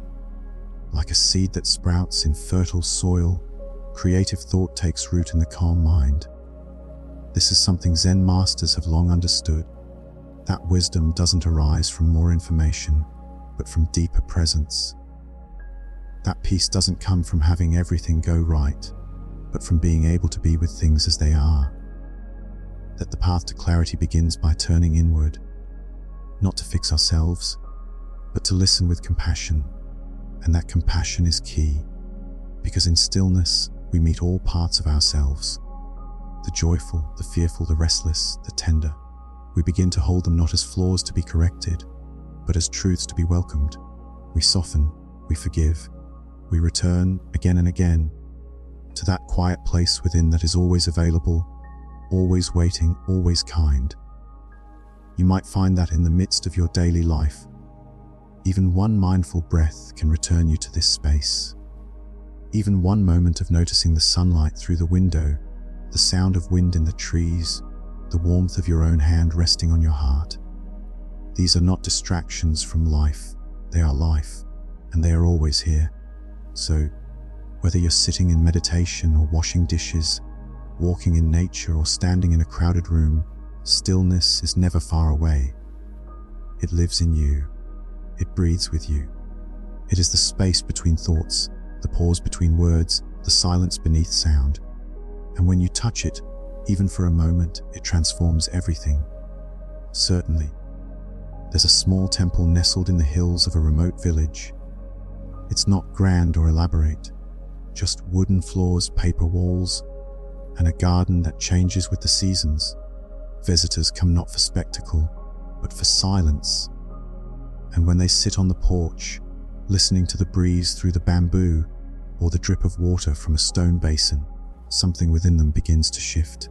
No words are spoken, no guidance is given, but in that quiet, hearts soften, minds open, a different kind of knowing arises. This is the kind of presence Zen encourages, not a forced concentration, but a deep, receptive awareness. It's like becoming a still pond where thoughts ripple lightly across the surface, yet never disturb the depth. You start to sense the spaces between things, not just in your mind, but in the world around you. The silence between notes in a song, the breath between sentences, the stillness between events. These in-between spaces are rich with insight. It's often said that Zen isn't about adding more to your life, but about taking things away. Layers of expectation, judgment, distraction, all gently set aside. Not because they're wrong, but because they cloud your natural clarity. Imagine standing in a fog, trying to see the mountains. The mountains were always there. You just needed the fog to lift. And how does that fog lift? Through patience, gentleness, and the courage to simply be, to sit, walk, or breathe without trying to change what is. It sounds simple, but it goes against everything we're taught in a world that praises doing over being. Yet when you pause, really pause, you discover a quality of stillness that has nothing to do with idleness. It's alert, awake, and deeply alive. In that stillness, you may notice emotions rise to the surface, a sadness you hadn't fully acknowledged, a joy long buried, a tension you've carried without realizing. These are not interruptions to the practice, they are the practice. Each feeling is like a visitor knocking at the door. You don't need to chase it away, just open the door and greet it. Let it speak, let it pass. Over time, you build trust in this process. You no longer resist discomfort because you've seen it change form.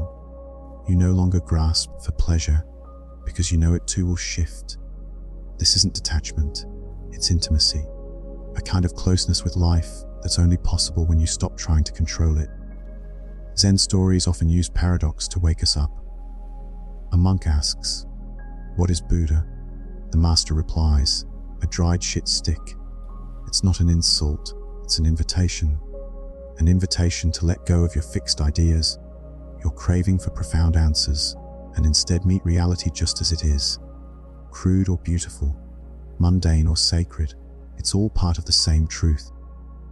That's why Zen monks sweep the floor with the same attention they bring to meditation. Why they drink tea as if it were the first and last cup they'd ever hold. Nothing is separate.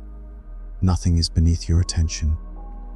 The ordinary becomes extraordinary, not because it changes, but because you've changed in how you see it. This way of being doesn't require a temple or robe. It lives in everyday moments, in the way you greet someone you love, in the way you respond to a stranger's rudeness, in the way you care for your own body after a long day. These are all opportunities to practice, not to be perfect, but to be present, to meet each moment with honesty and kindness. So when you find yourself overwhelmed, pause. Return to your breath. Feel your feet on the ground. Look at what's around you, not with evaluation, but with wonder. even if it's just sunlight on a table or the curve of steam from your coffee. Let that be enough, because it is. Life is happening here, not in your plans or regrets, but right here. And if your mind drifts, let it. That too is part of the practice. You gently return over and over, not because you're failing, but because you're learning to love the return. The return to self, to simplicity, to stillness. In that, there is a quiet joy, a kind of homecoming that asks for nothing but your willingness to be here. Of course, there's something quietly transformative about recognizing that the present moment is enough. Not because it's perfect, but because it's real. That realization doesn't arrive all at once. It's more like rain soaking into dry earth, slow, steady, and almost imperceptible until the ground feels different beneath your feet. One day, you pause without reaching for your phone. You listen to the rhythm of your breath, the ambient hum of life around you, and you realize you're here. Not distracted, not waiting for what's next, just here. Living with that kind of presence means being awake to subtle things, the tension in your shoulders as you type an email, the warmth of sunlight creeping across the floor, the way your voice softens when speaking to someone you trust. These details often pass unnoticed, but when we start paying attention, they form a thread of aliveness that weaves through the day. You begin to sense that nothing needs to be added for this moment to be complete. Still, presence isn't always comfortable. There are moments of restlessness, boredom, or even grief. But being present doesn't mean being happy all the time. It means being honest. You sit with what's true, without numbing it, without fixing it right away. And in that space of radical honesty, healing begins. Not through effort, but through allowing, like how a wound closes on its own if we stop picking at it. Stillness has that kind of intelligence. You may notice that some days, the mind is like a noisy cafe, full of overlapping conversations, opinions, and worries. Other days it's like a calm lake. Neither is wrong. Zen teaches us to observe both without clinging or resisting. We let thoughts come and go, like weather patterns passing through a sky that never breaks. You are the sky, not the storm. This perspective brings a certain freedom. You're no longer held hostage by every passing thought or fleeting emotion. You learn to witness them, name them, even welcome them, but not be defined by them. There's spaciousness now, room to breathe, room to choose how to respond rather than react. And in that gap, in that single breath between stimulus and response, there's immense power. When you cultivate this kind of awareness, your relationships begin to shift. You listen more deeply, you speak more thoughtfully. You recognize that others are also carrying their own invisible weight. Instead of rushing to offer advice or fix things, you learn to simply be with someone, to hold space for their experience, just as you're learning to hold space for your own. That is compassion in its truest form, presence without judgment. And the beauty of this practice is that it doesn't require special conditions. You don't need hours of meditation or retreats in the mountains.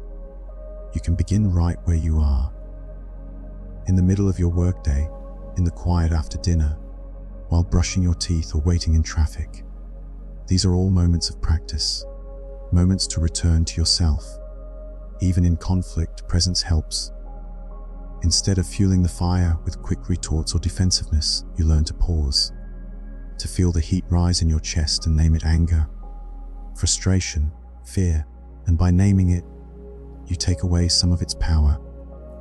You respond with clarity instead of reactivity. You give yourself and others the grace of awareness. Of course, this isn't about being perfect. You'll still lose your temper. You'll still get distracted. But each time you come back to the present, you're strengthening a kind of inner muscle, a capacity to meet life as it is, with open eyes and an open heart. That is the essence of mindful living, not escaping life, but entering it more fully, more intimately. So if today feels messy or uncertain, let it be. breathe into it. Bring your full self to it. Not just your thoughts, but your presence. And if it helps, place your hand gently on your chest. Feel the rhythm there. Steady, honest unfolding. You are alive in this moment, and that is enough, of course. Imagine for a moment that you're walking through your neighborhood. Not in a rush, not headed anywhere in particular, just walking. The late afternoon sun casts long shadows across the sidewalk. A breeze stirs the leaves overhead. You can hear distant laughter, maybe a dog barking a few houses down. And in that moment, without needing anything to change, you feel a subtle contentment. A quiet, grounding kind of joy that doesn't announce itself loudly, but is deeply felt. That is the power of presence. It transforms the ordinary into something meaningful. It's not about adding more to our lives. It's about noticing what's already here. The way sunlight filters through your curtains in the morning. The rhythm of your breath as you sit at a red light. The taste of a perfectly ripe piece of fruit. These tiny, fleeting details might seem insignificant, but when you pay attention, they become sacred. Presence also opens the door to gratitude.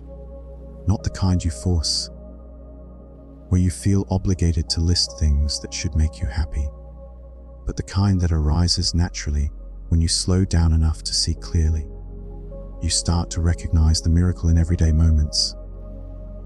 That your body, with all its imperfections, carries you through each day. That someone thought of you and sent a message. That you had a warm place to sleep last night. These small recognitions begin to shift the way you see the world. And when you live from this space, this place of attentive awareness, you begin to experience time differently. It stretches out. A single hour can feel spacious. You're no longer chasing the next moment. You're inhabiting this one fully. And even in the middle of chaos or stress, you know how to return to that anchor: your breath, your senses, the feeling of your feet on the ground. This practice, like any real transformation, takes time. There's no rush. Some days you'll forget. You'll get swept up in the noise, in deadlines, in worries. But even the forgetting becomes part of the practice. Because each time you remember, even if it's just for one deep breath, you come home to yourself. You remember that peace isn't out there, waiting to be earned. It's already here within you, quietly waiting for your attention. Presence also invites us into deeper relationship, with others and with ourselves. When you're fully present with someone, they can feel it. Your eyes meet theirs without darting away. You listen without rehearsing your next response. You offer silence without discomfort. And in that space, people soften. They feel seen, heard, respected. It's one of the greatest gifts you can offer, your undivided attention. And let's be honest, this kind of attention is rare. We live in a world that constantly pulls us in 1,000 directions. Notifications, headlines, endless tasks. It's easy to forget that we have a choice in how we respond, that we can pause, that we can notice the tension creeping into our shoulders or the swirl of thoughts racing through our minds. And in that noticing, something shifts. We stop being swept away, and we begin to navigate with intention. Presence doesn't mean avoiding pain. In fact, it means we're more willing to face it.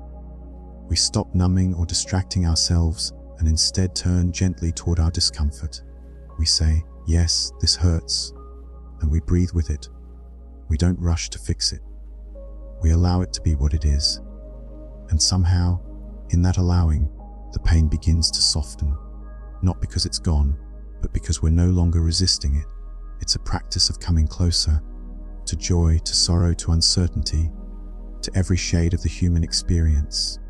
And the more we come close, the more we realize we can hold all of it. We're capable of so much more than we think. The heart is spacious. The mind, with practice, can become steady. And the body, even with its aches and fatigue, can guide us home again and again.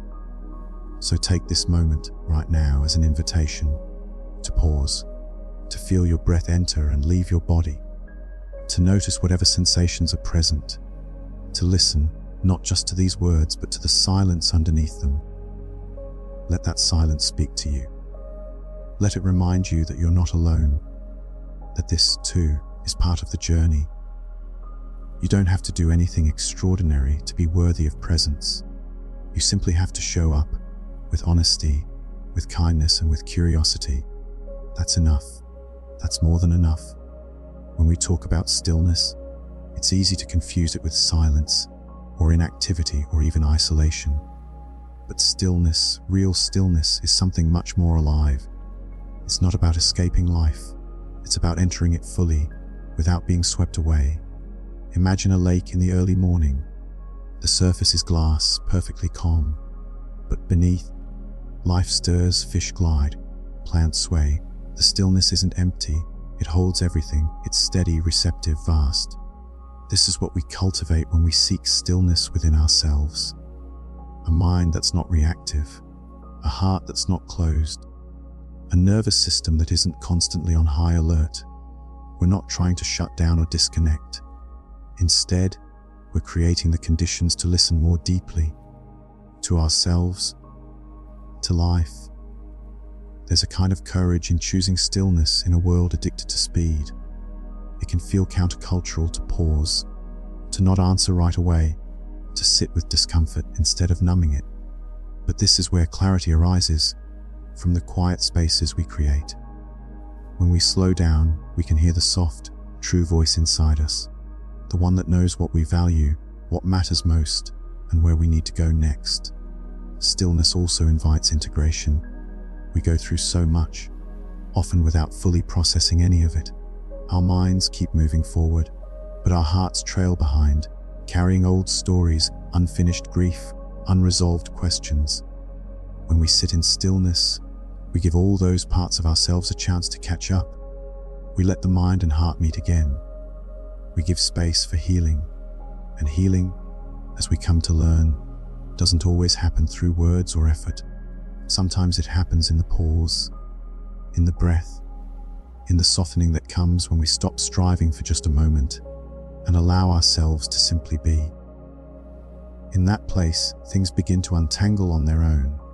Stillness is also where we reclaim our attention. So often, our focus is hijacked by screens, by worries, by 1,000 little distractions that scatter us. But when we turn inward, when we return to the breath or the body or the present moment, we gather those scattered pieces of ourselves.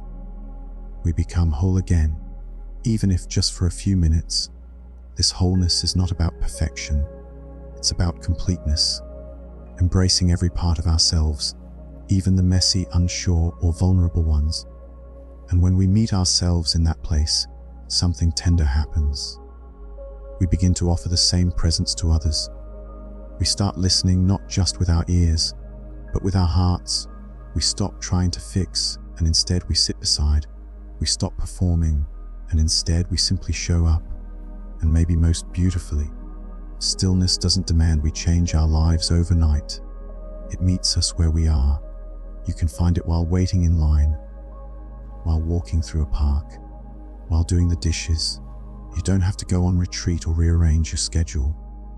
You just have to notice, to breathe. And in that brief pause, a doorway opens to peace, to clarity, to compassion. Of course, we forget. Of course, we get pulled away again and again. That's part of being human.